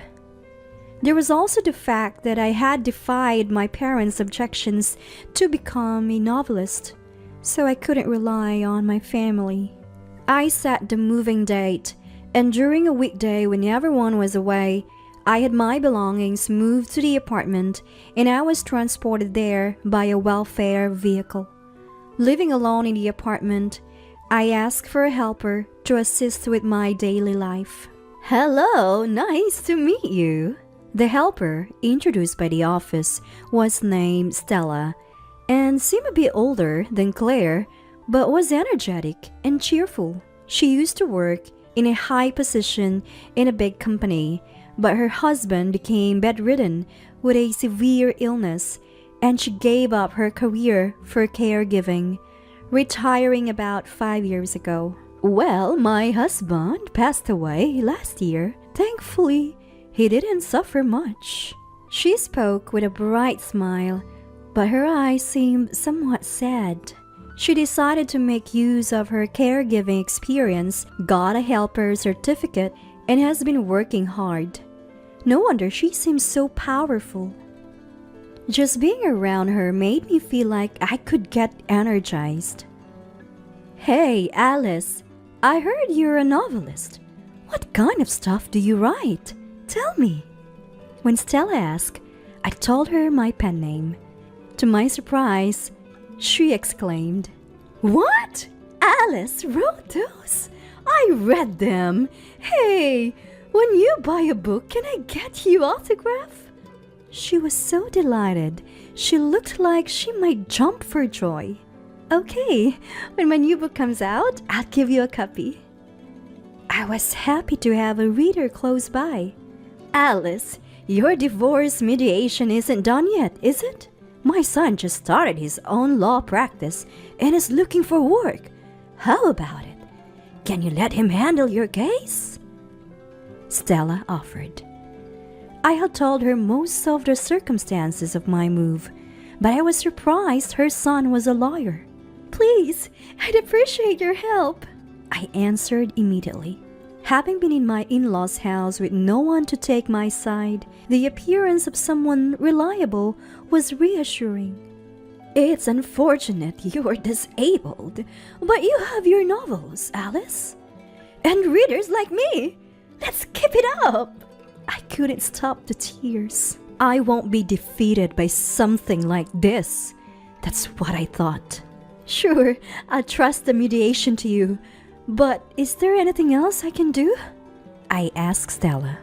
Well, after thinking for a bit, Stella said, your testimony alone would be fine, Alice, but we need a bit more. If your husband or Claire calls, how about recording it? Indeed, it would be wise to keep a record of any communications from Nick or Kendrick. Thank you. I'll give the voice recording feature on my mobile phone a try. I felt a little relieved, as if a weight had been lifted off my chest. From that day on, my mobile phone was bombarded with notifications of incoming calls from my in-laws' house from morning to night. Even though I hadn't completely unpacked yet, I decided to leave it be for a while. Besides, I wasn't in the mood to have a calm discussion with Kendrick and Claire or Nick just yet. After a week of moving into the apartment, I finally felt ready to answer one of the many calls. Of course, I had a recording feature turned on. Hello? I had barely spoken when... Alice, where are you right now? You disappeared all of a sudden? You're not answering your phone. We were worried about you. Clear, shrill voice echoed in my ear. Worried? Are you? Thanks for the concern, I suppose. My reply was dripping with sarcasm. Of course. Why did you leave without discussing it with us? Claire's voice had a panic tone as she questioned me. I left because it seemed like the best thing to do. Isn't that what you wanted? I retorted coldly. That was just a joke. You know it was a joke. Please, won't you come back home? Claire's voice was turning into a wail of desperation. I'm useless, right? You don't need me, do you? I continued to respond icily. You're a successful novelist now, aren't you? I heard from Nick. Your income has increased, right? You were contributing a lot to the living expenses, weren't you? For a long time, I had been paying most of the living expenses, but it seemed Claire hadn't noticed. Well, my current income averages about $20,000 a month, I guess. When I revealed my monthly income. That much? Claire sounded surprised, But it was too late now. I plan to discuss the divorce with Nick, so it's none of your concern anymore, I said decisively, and Claire raised her voice on the other end of the phone. You should have just died when you fell down the stairs. Then I could have had insurance money by now. Claire had let it slip, and I hadn't missed it. What did you say just now? As I began to speak. Oh, that was nothing. Anyway, I'm in trouble here. Come back home. Claire denied it, but I had recorded the entire conversation. I understand. I've recorded this conversation and will use it for the upcoming lawsuit, if that's okay with you. I spoke in a businesslike manner. There was no room for sympathy anymore. They had been planning something with my life insurance, which meant I had more than just the divorce to discuss. Just wait, I'm sorry. I'll apologize, so please don't sue me. Claire's screams came through the phone speaker, but I mercilessly hung up. The next day, Stella arrived with a man in a suit. Alice, this is my son, Scott. The man introduced as Scott bowed politely and greeted me. He looked to be about Nick's age. He had recently left the law firm he worked at to start his own. I have taken the liberty of conducting an investigation into Nick's conduct. Scott pulled out a large envelope from his bag, placing several photos and documents in front of me. It appears Nick has been having an affair with a woman from his workplace. Do you recognize this woman? I recognized her indeed. When we met the new recruit at the planning meeting for the new series, introduced by Nick, I had no idea it would lead to this. The reason for his late return became annoyingly clear. I had informed Scott about the call from Claire yesterday and let him listen to the recording. I wanted to know his legal opinion. After listening, Scott closed his eyes, deep in thought. This could suggest insurance fraud, he said, opening his eyes and furrowing his brow sternly. Just then, the doorbell chimed. Oh, I'll get it. Stella stepped out to greet the visitor. Yes, who is it? Oh, please, wait a moment. She sounded flustered.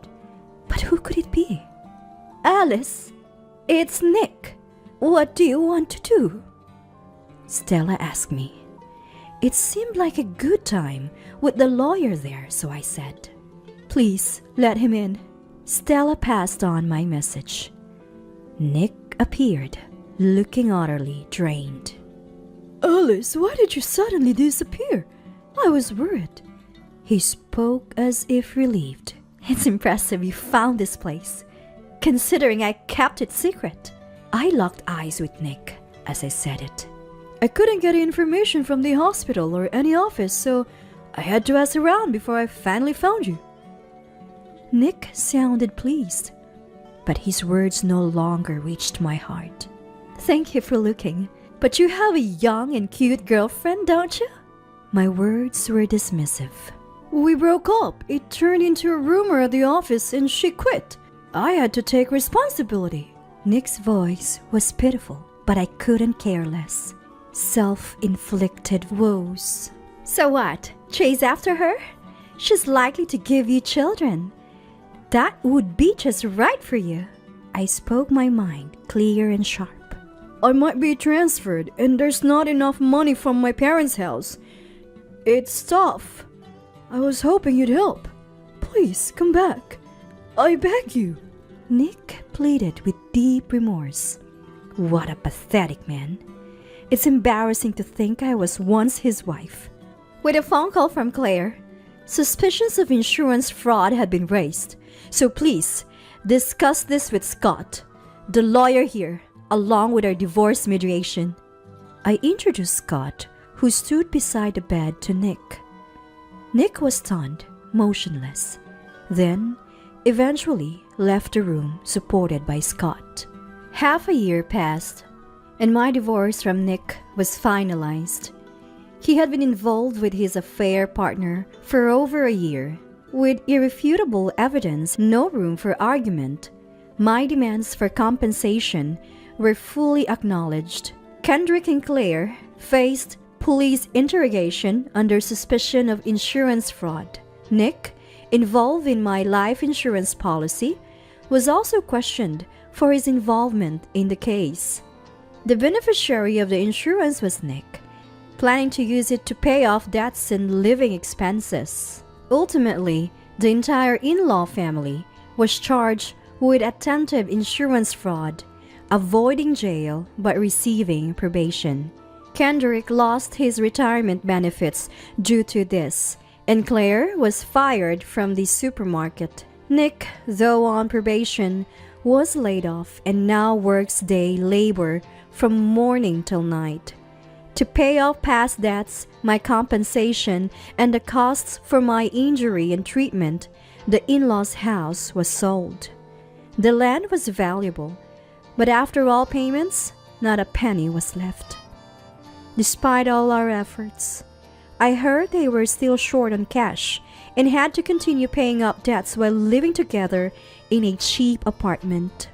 My novel has not only been published in print, but also started to be distributed as an ebook, leading to increased sales despite the so-called publishing recession. I become quite accustomed to submitting my work via computer, and the opportunities to interact with readers online have grown. On a personal note, I've started dating Scott. I had assumed he was married because he had that popular, dapper air about him, but surprisingly, turned out he's single. He's been so focused on studying for the bar exam since college that he didn't have time for relationships. Stella teased me but also gave her blessings. It's sad that I've become paraplegic, but I'm determined not to give up and to keep fighting. Hey, Emma, what's that about? What's with the shabby outfit? Sorry, I was told by James that it's okay to not dress formally since it's his home. Even so, there's a minimum level of manners, right? That looks totally like loungewear. Coming to someone else's house in loungewear? Don't you have basic common sense? Well, it's technically my going out clothes. Really? My apologies. I mistook it for pajamas. Sorry, I'm not familiar with such commoners' attire. When I went to my fiancé's family home with Mom, his mother, Sophia, said this as soon as she sat on the living room sofa. I knew I wasn't exactly welcomed, but her words were particularly sharp. I'm Emma, 27 years old. After graduating from college, I've been working at a general company for 5 years. I started dating James, a senior colleague, by 2 years. And it's been 2 years since then. Recently, he proposed during a date, and I immediately said yes. He's calm, kind, and makes me feel cherished. I was so happy when he asked me to marry him because I thought about how peaceful life would be with him. I was raised by a single mother. My dad passed away due to an illness when I was in elementary school. It was lonely without Dad. But Mom loved me twice as much and worked hard to raise me with great care. Although Dad had no relatives, my grandparents were healthy and often looked after me. They didn't live nearby, so they couldn't come often.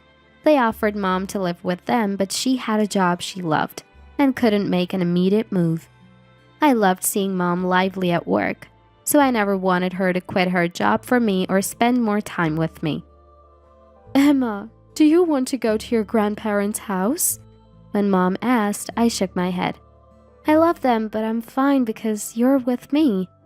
Mom smiled happily when I said that. I tried to help with household chores as much as I could to ease Mom's burden. She was perfect at organizing and cleaning, but not so good at cooking. So, I focused on cooking. At first, I couldn't make anything complex, but even simple dishes made Mom so happy. With the desire to please her, my cooking skills improved rapidly. Mom often came home late from work, but she always made sure to check on me before going to bed. I'd turn off the lights and pretend to be asleep, thinking it would reassure her. Feeling Mom's presence by my bed, I'd fall into a real sleep. Then I graduated from high school, university, and got a job successfully. James, my boyfriend, reminded me somewhat of my late dad. I had vague memories of Dad who passed away when I was in 3rd grade, but I clearly remembered his kind smile and warm back. I felt the same warmth from James. Our family is a bit unusual, He told me after the proposal. He lived alone, having moved out of his family home and seldom spoke of his family. I had suspected there was something. Unusual how? My family has been bureaucrats for generations. My grandfather, dad, and brother, all high-ranking career officials. Ah, wow, that's impressive. My maternal grandfather was a top executive at a major general contractor. Both grandfathers are gone now, and Richard, my sister-in-law's father-in-law, is a politician. I see. I felt intimidated by the titles pouring out. I wondered if I could fit into such a family. Maybe he was telling me this because he thought I might not blend in despite the proposal. Indeed, I wasn't confident about fitting in. Basically, they think bureaucrats are the most important people in the world. Important. I see. People there mistake having a prestigious title for being a superior person. There's something I'd like to ask of you. Something you want to ask? Sure, what is it? I leaned forward, wondering what it could be. Does the emphasis on titles mean they won't approve of someone from a single-parent family like me?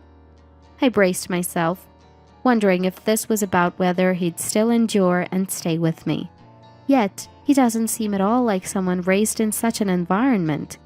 As I thought this, he seemed to read my mind and began to speak. I'm kind of the odd one out in my family. Naturally, my parents wanted me to become a bureaucrat, and I thought I would be one. But I've always disliked their narrow-mindedness, thinking only bureaucrats are acceptable. So, I joined a trading company. Totally unrelated. His parents never accepted him going against their wishes, labeling him a failure. They always told him to at least marry someone from a decent family. Looking down on those from less prestigious backgrounds was routine for them, thinking too highly of themselves. They even chose his friends when he was a child. Quite a troublesome family. So, I'm really sorry, bud. He began a surprising request, but I decided to go along with it. I don't know what they'll say to you. Of course, I intend to protect you, but please be prepared. Okay, I understand. He said if his family says something unacceptable to me, he's ready to cut ties with them. He's endured a lot so far, but if they judge the woman he chose by titles or wealth, he doesn't want to associate with them anymore. Not meeting the parents before marriage is an option, but he wants to at least introduce me to the family that raised him, good or bad. He also mentioned a faint hope that they wouldn't be too rude, as he is introducing a woman he wants to marry, not just a friend. His words of faint hope revealed a glimpse of his sadness. Later, his parents said, "If you're coming to greet us, bring your mother too." He informed me that he had told me that he was going to do so. I initially thought I'd meet them first, then have a family meeting, but it seems his parents and brother and his wife will all be there. It's daunting, but when I told Mom, she immediately agreed. I also briefed her about his family based on what he told me. "That sounds like a difficult family. Are you okay, Emma?" "Yeah, James will protect me," I replied with a smile, and Mom nodded with a smile too.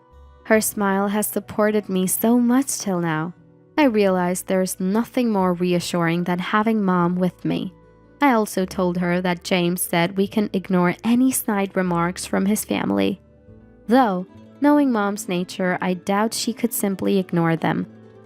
On the day of the greeting, full of resolve, we entered their house, and right away, Sophia started with her snide remarks. "Mom, that's rude to say right off the bat." James rebuked her, but Sophia and his family all seemed to laugh mockingly. Indeed, They were very unpleasant. "We are commoners, so we only have commoners' clothes. Sorry for that. Are the clothes you're wearing specially reserved for bureaucrats?" Mom quickly responded with a laugh to Sophia's sarcasm. Sophia frowned, perplexed. Huh? He has that look on his face. She looked surprised to be talked back to. Her attitude conveyed that she was doing us a favor by accepting a daughter from a lower-class family. "I've never seen such clothes, so it's quite enlightening, though they don't seem that unusual. But indeed, the fabric seems high quality and well-tailored." Who are you? Sorry for not introducing myself. I'm Olivia, Emma's mom. Thank you for having us today. It's not like we wanted to invite you. Despite being born into a prestigious bureaucratic family, he ended up in some lowly company. A failure of a son. But still, he's our son, and we need to see who he's marrying and what her family is like.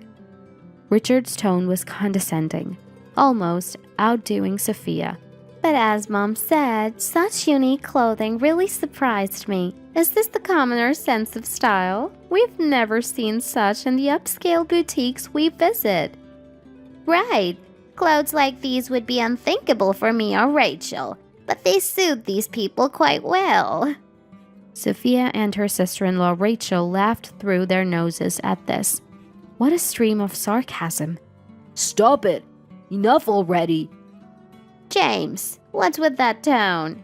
You, who could only work in a mere company, think that you can speak to us like that? James, we're fine. But I'd be lying if I said I wasn't angry. But having been forewarned by him, I was surprisingly okay. Knowing what kind of people they were from the start, I could watch them quite calmly. It's a fresh surprise to meet people unlike anyone I've known. I think of this as an experience, and it's not so bad in that light. We still had something to tell his family that we hadn't shared yet. I was thinking of saying it before we leave. Then Sophia hurled more insults. Mrs. Olivia, I heard you raised your daughter alone. Must have been tough. No, not at all. My daughter helped a lot at home, and she's been a great support to me. Mom. So, I've heard your daughter graduated from a third-tier university. What about you, Mrs. Olivia? Which university did you attend? I didn't go to college. Oh, just high school? That must have been really tough in a single-parent household, right? Were you working in a factory or something? In a factory? Well, what else can someone without education do but such work? But working in a factory is a respectable job, isn't it? At Mom's words, the in-laws all smirked mockingly. Factory work is a job for the bottom of the society. To us elites, they're a completely different breed. Brother-in-law Daniel, adjusting his glasses, sounded like a snobbish bureaucrat straight out of a drama. A family of mean-spirited caricatures. Rachel, who married into this family, seemed influenced by them, probably having that trait to begin with. I thought it was impossible for me. James, biting his lip, stood up. He couldn't stand it anymore. But at that moment, Mom pointed at the TV. Ah! I suddenly realized the TV had been left on. I followed Mom's pointing finger. Me too. Ah! Said, "Isn't that Dad?" Grandpa? On the screen was Mom's dad, my grandfather. Huh? At our words, all the in-laws looked at the TV. Then, comparing the screen and us, they recoiled. Huh? Who's that? What are you talking about? That person on TV is my dad. Mom's reply almost knocked the in-laws off their chairs. It was almost comical, like something you'd see on a TV show and had to stifle a laugh. Don't be ridiculous. Look carefully. That man is Michael, a famous author who has won prestigious literary awards and a former university professor. I've even attended his lectures. You can't possibly mistake him. The timing of my grandfather appearing on TV was unexpected, and Mom and I exchanged glances. True, My grandfather lived in the countryside but was a former university professor.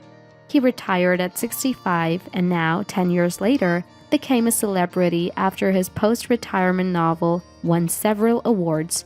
So occasionally, he appears on TV like this. That really is her grandfather. No way. Then you're not working in a factory? Richard asked Mom incredulously. No one had ever said she worked in a factory. The assumption that a single mother must work in a factory is such a narrow-minded view. The idea itself is too poor. Even if Mom was a factory worker, what of it? To ridicule hard-working people, is this the behavior of a bureaucrat? There are many different types of bureaucrats, but they are definitely national civil servants. Furthermore, although Richard was always retired, he had previously worked for the Ministry of Economy, Trade and Industry. Richard, who once held a position in the Ministry of Economy, should respect all hard-working citizens as a former government official. Such thoughts come to mind.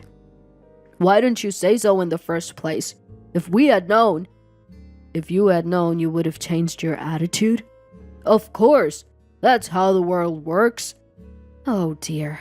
I was almost impressed by their blatant admission of changing attitudes based on occupation and titles. Good for you. Now we can welcome you as a part of our family. Sophia's sudden pleasant demeanor was unsettling. So, James, you chose your partner considering all this? I didn't choose her based on her grandfather. I learned about him after we decided to marry. True. I only recently told him about my grandfather after he shared his family story. It wasn't a secret, just never felt necessary to mention. My grandfather being a somewhat famous writer or a former professor had nothing to do with me. It wasn't something to boast about. I just mentioned it in passing when he talked about his family. Right, we must invite your grandfather to our next family gathering. It'll be an honor for him to be a part of our family. I was baffled at Sophia's sudden change of attitude. Mom, facing the in-laws, took a deep breath. Unfortunately, we cannot engage in familial relations with your family. Huh? People who judge others by their titles are the very people my dad despises, and I was raised by him to think the same. What are you saying? The in-laws must have never imagined being rejected like this. Everyone except him was blinking in disbelief. Did they think we'd be thrilled to be a part of their family just because they said so? They probably thought having a famous author as a grandfather would be another feather in their cap, but that's not how it works. I felt sorry for him, but if they think they have the right to choose their relatives, so do we. We don't need people who are swayed only by titles. However, I could only say this because he shared my views. I wondered, if he had chosen his family, could I have spoken like this? For a moment I thought about it, but the outcome would have been the same. Thinking this, I felt nothing but gratitude for him choosing me over his family. James, I'm sorry. It seems we won't be able to get along with your family after all. Yes, that's okay. I was thinking the same. What do you mean, James? From today onwards, I'm cutting ties with this family. Are you out of your mind? Absolutely not. I'm nothing but disappointed in you. A complete failure. That's my line. Shall we go? Olivia? Emma? Yes. Encouraged by him, we stood up to leave. His firm words filled me with joy. I had made the right choice in him. Just as we were about to leave, Mom suddenly clapped her hands as if remembering something. Oh, I almost forgot to mention one more thing. Hearing Mom's words, I remembered too. Recently, we received a dress order from your company, but I'm afraid we'll have to decline it. What? Sophia was surprised. I forgot to mention my mom is the co-founder and vice president of Urban Vista, a fashion design company. Vice president? Designer? Urban Vista is a company my mom started with a friend. Interested in fashion design since childhood, she went to a fashion design school after high school and then worked as a designer at a famous fashion brand.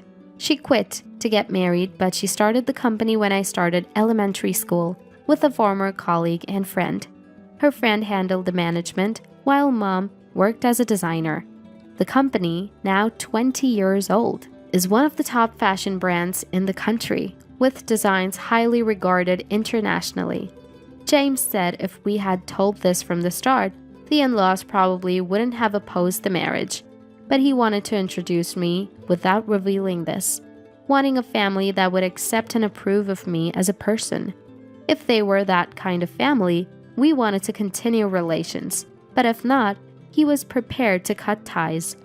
I was willing to involve myself in this, but agreed to help him understand his family's true nature. I just nodded to his request. He must have been struggling with the decision to cut ties with his family. It's not easy to let go of family. He needed a catalyst. Refuse what? I was planning to decline later, but... Sophia, it's about that dress for the reception, isn't it? Ah! We're currently swamped with orders. We said we could take it later, but we were forced to do it first.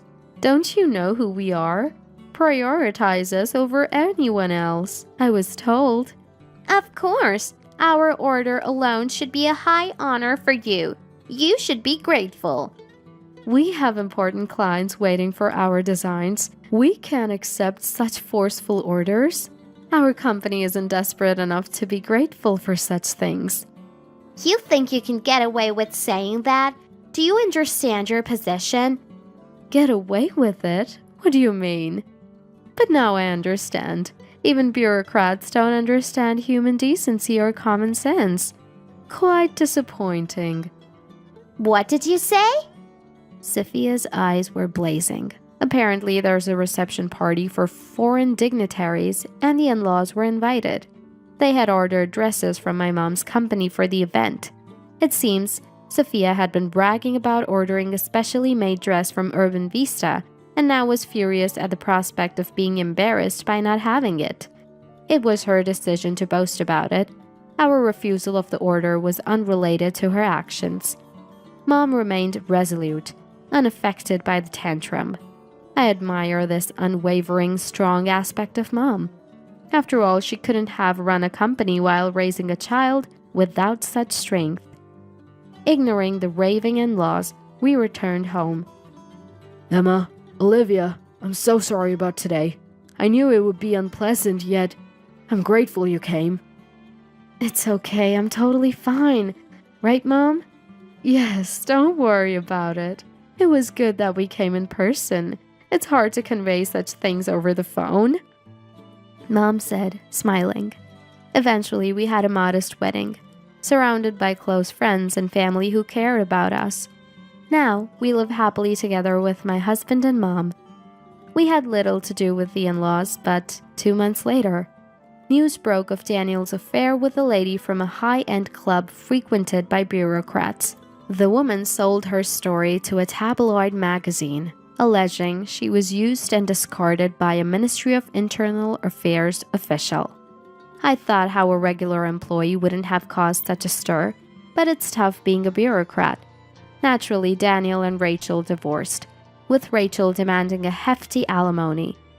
I wondered if that wasn't a problem, but Rachel, who had boasted about marrying a bureaucrat, was now shunned by her friends and living a constrained life back at her parents'.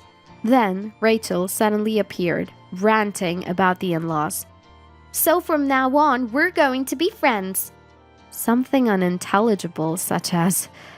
Her logic was perplexing, but it seemed she thought she could get along with me, now disconnected from the in-laws. Because you're the daughter of Urban Vista's vice president, right? Being friends with you would be something to brag about again. Then, everyone will look up to me again. Oh, and make me about 5 dresses for showing off, will you? Her character hadn't changed. Ignoring Rachel's desperate attempts, I managed to return home. My husband and Mom laughed when I told them, and I found myself laughing too, despite the seriousness.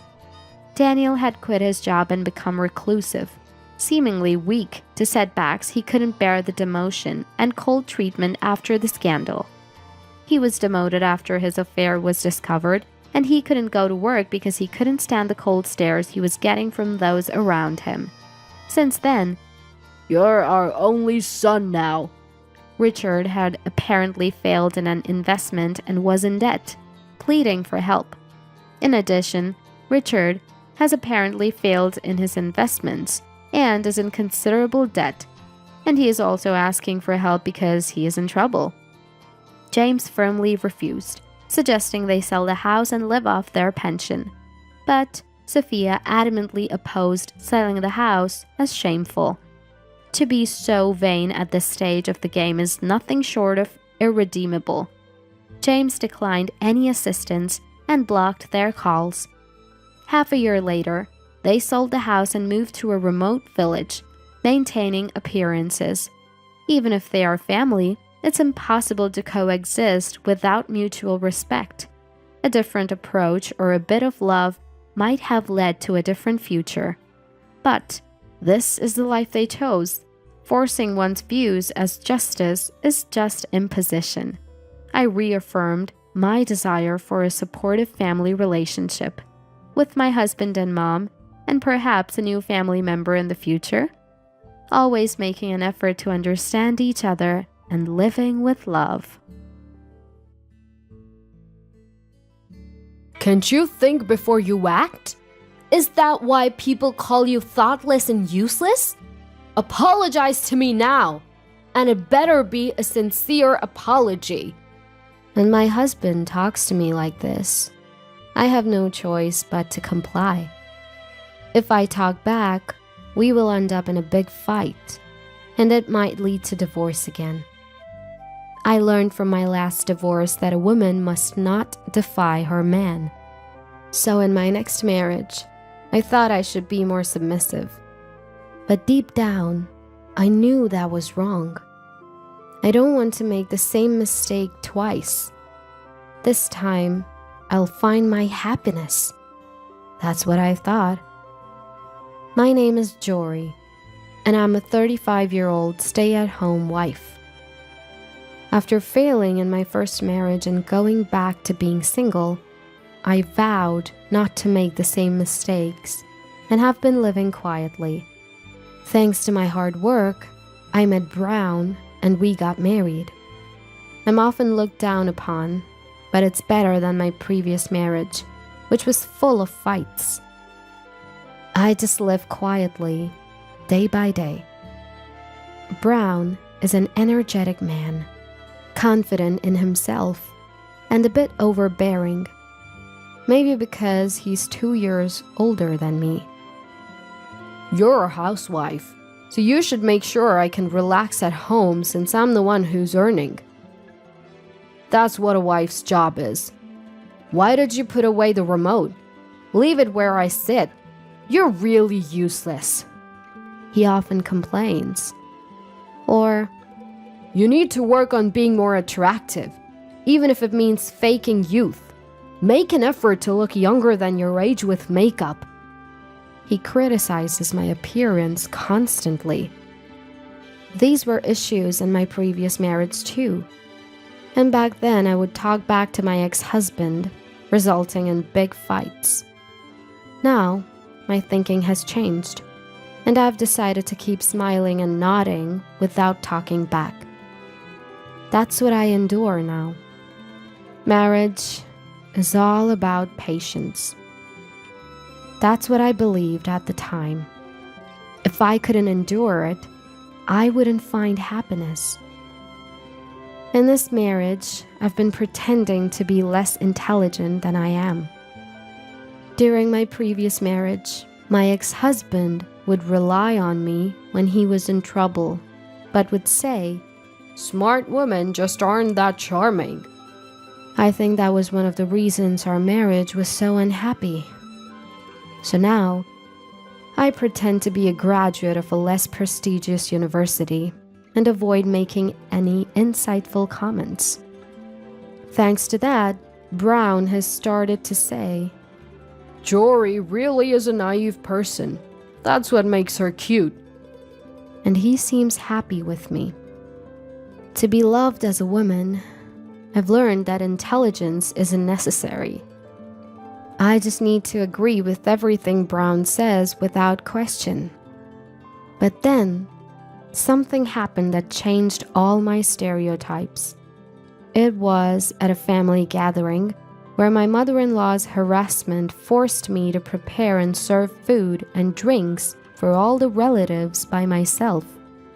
I thought about it a little, and then realized that if I cut down on unnecessary steps and movements, I could easily handle it all by myself. While simmering the dishes, I served the one that didn't require cooking and provided drinks using all 3 burners and managing everything alone.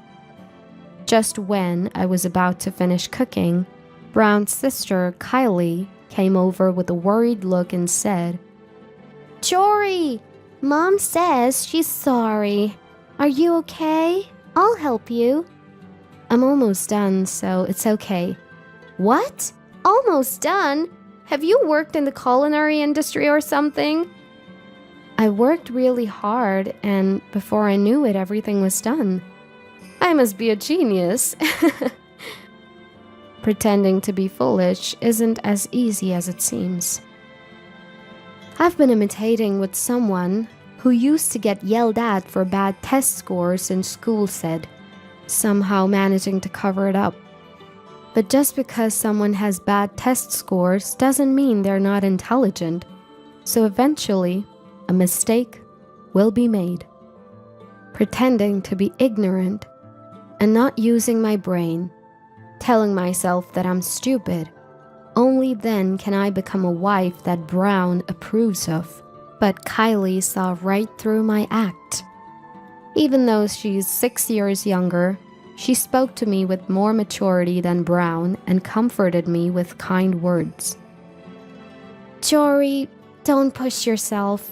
If you're struggling, it's okay to say so. My brother doesn't always understand other people's feelings, so I know it can be tough. Please, rely on me during family gatherings and don't try to do everything by yourself. Hearing this, tears welled up in my eyes. Pretending to be someone I'm not was painful, and the fact that I had to act foolish to be loved was heartbreaking. Thank you. Thank you. I thanked Kylie over and over and had her help me carry the food. Since then, Kylie and I have been chatting on social media and occasionally going out together. My in-laws consist of my father-in-law working overseas, leaving mother-in-law to manage the house on her own. That's why, when mother-in-law gets out of control, there's no one to stop her. I was glad to have Kylie on my side, and that was enough. But Kylie did more than I expected. At the next family gathering, when my mother-in-law tried to push work onto me, Kylie said, Mom, a son's wife is someone else's precious daughter. If I get married, would you treat me the same way as Jory? She defended me. At first, mother-in-law replied, But Jory is a divorced person, right? People who get divorced must have some character flaws. If I don't educate her properly, Brown won't be happy. She's not smart and lacks skill, so I have to be strict. Have you ever asked her why she got divorced? I don't know about that. Well, that means you really need to see for yourself what kind of person Jory is. I know Jory's a good person, kind and very warm-hearted. But I'm worried because she sometimes neglects herself. You do see that, don't you, Mom? Kylie conveyed with utmost sincerity, and mother-in-law gazed at her thoughtfully before looking serious. Brown told me that you're struggling in your marriage because you're not very bright. But just like this kid says, Even when I've given you impossible tasks at family gatherings, you've managed them effortlessly. If you were really dumb or inept, you wouldn't have been able to do them." "See?" Kylie exclaimed, and mother-in-law apologized to me. "I've only been listening to Brown's opinion, and I thought it was right, Jory. I'm truly sorry for my rudeness until now." It's all right." Mother-in-law apologized to me repeatedly. Honestly, being told to do all the cooking never made me feel uncomfortable. I never even thought it was harassment, but I was slightly happy, thinking that mother-in-law and I might get along better from now on. After that, mother-in-law was tough on Brown. "Stop complaining about Jory and start making an effort to be a good husband that matches her." Brown was initially downcast by this, but it seemed to have wounded his pride. When he got home, he glared at me and yelled, "What did you tell Mom? Really, having a dumb wife is a pain." "I didn't say anything. Even if mother-in-law says something, just be yourself. I told her that you've always treated me well at family gatherings." My bewildered response only made Brown angrier. "Huh? You're saying you lied to me, so you don't really like me?" "No, I'm always grateful. Thanks to you, I, with no education and not very bright, can live." When I pleaded like this, Brown smirked with an eerie smile. "Oh, really? Then you'll do whatever I say, right?" "Yes, I'll do anything." "Then, because you messed up and I got yelled at by Mom, you'll get no allowance as punishment. I've been giving you $100 a month, but it'll be $0 now. If you want it back, just think about pleasing me every day." Brown said that and retreated to the bedroom. Alone, I felt disheartened, muttering, "Was this marriage a mistake?" Being prone to logical thinking, I tried to figure out what went wrong and how to do better next time. But I didn't really understand why Brown got so angry. If mother-in-law scolded him, it was his fault, not mine. I couldn't quite grasp Brown's way of thinking. Anyway, even without an allowance, I wouldn't be in trouble since I had nearly $10,000 saved up from before marriage. I didn't want to please Brown, so I continued to live as I had been. However, suddenly, for some unknown reason, Brown grabbed my arm, forced me to sit on the floor, and said, "Can't you use your head more? This is why people call you thoughtless and useless. Apologize to me. Deeply apologize to me."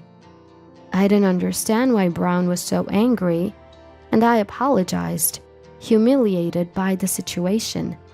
"I'm sorry. I'm not bright enough to understand why you're angry, Brown." "Really? You're the worst, incompetent woman. Don't sleep sitting like this all night. Figure out why I'm angry by morning," Brown said, then brought his phone charger into the living room and started charging his mobile phone. At first, I didn't understand what he was doing, but after he propped the phone with its back facing me, I heard a click sound. "I'm recording you to make sure you don't move or sleep. You don't have a job since you're a stay-at-home wife, so staying up all night won't be an issue, right? But don't slack off on tomorrow's chores, or I won't forgive you," Brown said, and then went to the bedroom alone. I was a mess of disappointment, disbelief, and anger toward Brown. Regret surged within me, wondering why I had married such a man. I remembered that something similar had happened in my previous marriage. It wasn't that bad, but it seemed like my ex-husband also had a feeling of wanting to control me and wanting me to obey him at all costs. With that thought, the reasons for my failed marriages, both my previous one and the one with Brown, became clear. It was my poor judgment in choosing men. I became angry at my past self for not coming to this conclusion earlier. Choosing a man so similar to the last one, wasn't I just failing to learn from my previous mistakes? Once I understood that, the only thing left was a feeling of wanting to end this marriage, which was neither enjoyable nor anything else.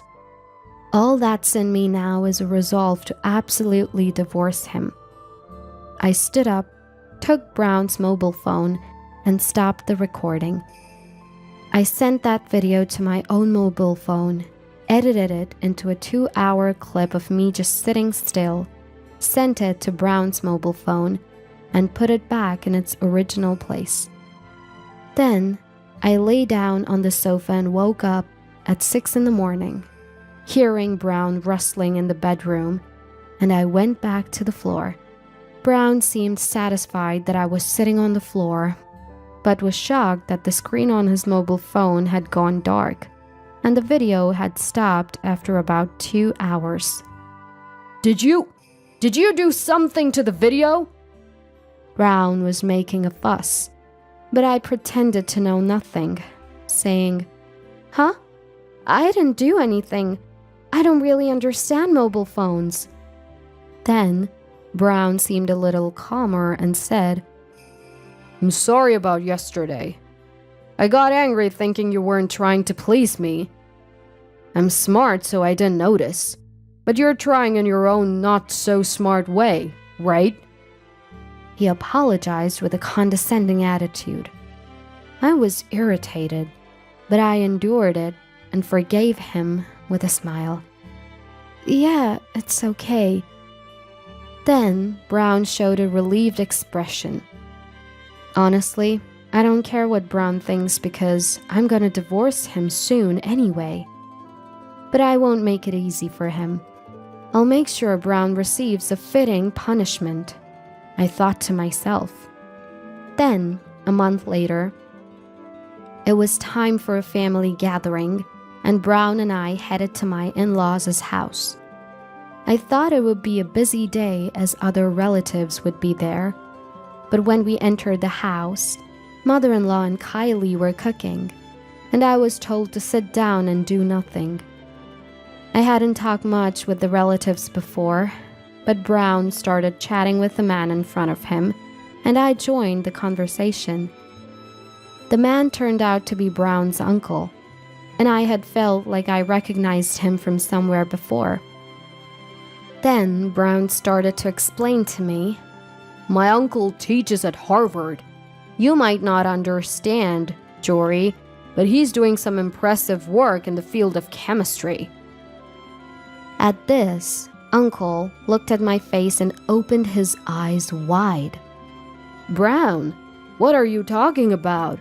There's no way Jory wouldn't understand that." These words left me even more perplexed. "What are you talking about, Uncle?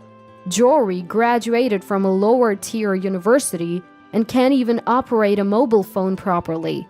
She's not bright at all. Having a connection with a Harvard professor like Uncle."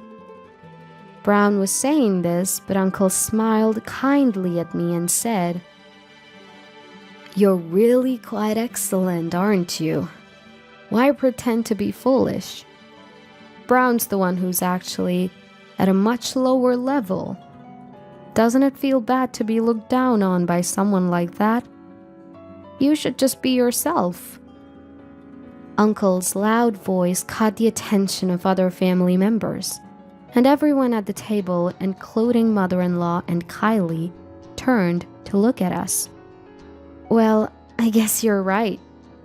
I'm getting tired of being ridiculed all the time. Shall I tell the truth? Actually, I graduated from Cambridge University. After that, I attended a graduate school in America, As I revealed this, Brown's face showed shock. What? You can't be! I think my IQ is around 150 or so, but that doesn't mean I'm smart. I end up marrying people like Brown, after all. I chuckled, and then Kylie spoke up. Jory, could it be that your previous divorce happened because you were too smart for your husband to keep up with? I had never talked about the reasons for my divorce, but it seemed Kylie had come to this conclusion. Well, yes, that's right. My ex-husband said I was unattractive because I was intelligent. He kept saying women should be quiet and do housework and only serve their husbands. I logically refuted him every time, and he eventually said he didn't want to be with me anymore. That's why I've been pretending to be foolish in my current marriage. As I explained, Uncle nodded and said, I knew it. You were at Harvard's graduate school for a while after Cambridge, weren't you? I thought I recognized you. I was surprised and said, I was there for only about a year before moving to another graduate school, but you remember well. Now that you mention it, I did feel like I had seen Uncle somewhere before. I never forget a face, though I'm not good with names. Besides, you were famous in the university for being both smart and beautiful. I thought you looked familiar, and indeed, it was you. Uncle began to laugh proudly for some reason, while Brown's face turned pale and rigid. Seeing this as a good opportunity, I said, By the way, there's something I want to show everyone. I took out my mobile phone and played a video. It showed me sitting on the floor while Brown was instructing me to stay up all night. Brown's voice was clearly audible. Then Brown jumped up. This is fabricated. You did this to frame me. The fact that you only filmed for 2 hours proves it was your fault, pretending to be an idiot. As he screamed this, he grabbed my collar. The men around restrained Brown, and mother-in-law said, I don't want to dine with such a despicable man. Please throw him out. With that, Brown was thrown out of the house. At the entrance, mother-in-law yelled at Brown, who was crouching.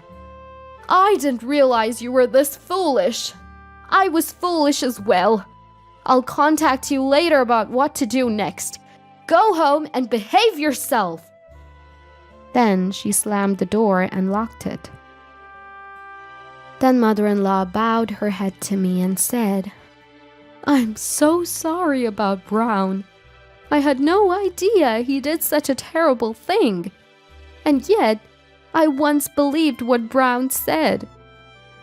She covered her face with her hands and started crying. Kylie and I supported mother-in-law's body. Mother-in-law isn't to blame, right? It's okay. I've already forgiven mother-in-law a long time ago. I reassured mother-in-law and kept repeating that until she finally recovered, put on a smile, and said, The food's getting cold. Let's eat together. We all returned to the living room. Afterward, I had conversations with Uncle about his university research, and we had enjoyable chats with other family members. Then, I divorced Brown. Brown said he didn't want to be with a woman like me, so the divorce and property division went smoothly. At the end, when I showed him the passbook with $10,000 in savings that I had saved before marriage, Brown made an incredibly frustrated face and said, I should have been kinder, even though I thought you were not smart. I'm sorry. You won't forgive me anymore, will you? I'm sorry. He regretted and apologized, but it was too late now. I ended my relationship with Brown without listening to his words. Afterward, It seems Brown was disowned by mother-in-law and cut off by Kylie. He sought help from relatives, but no one paid attention to him, and he is living a lonely life. Since then, I have found a job and I'm working hard. Who came up with the idea that a woman's happiness is in marriage? I can live happily without getting married. And now, I can focus on what I want to do. This is when I can be myself the most. Although I divorced Brown, I have built a good relationship with Kylie afterwards. I plan to never forget being myself and occasionally meeting and spend fun times with those I want to get along with.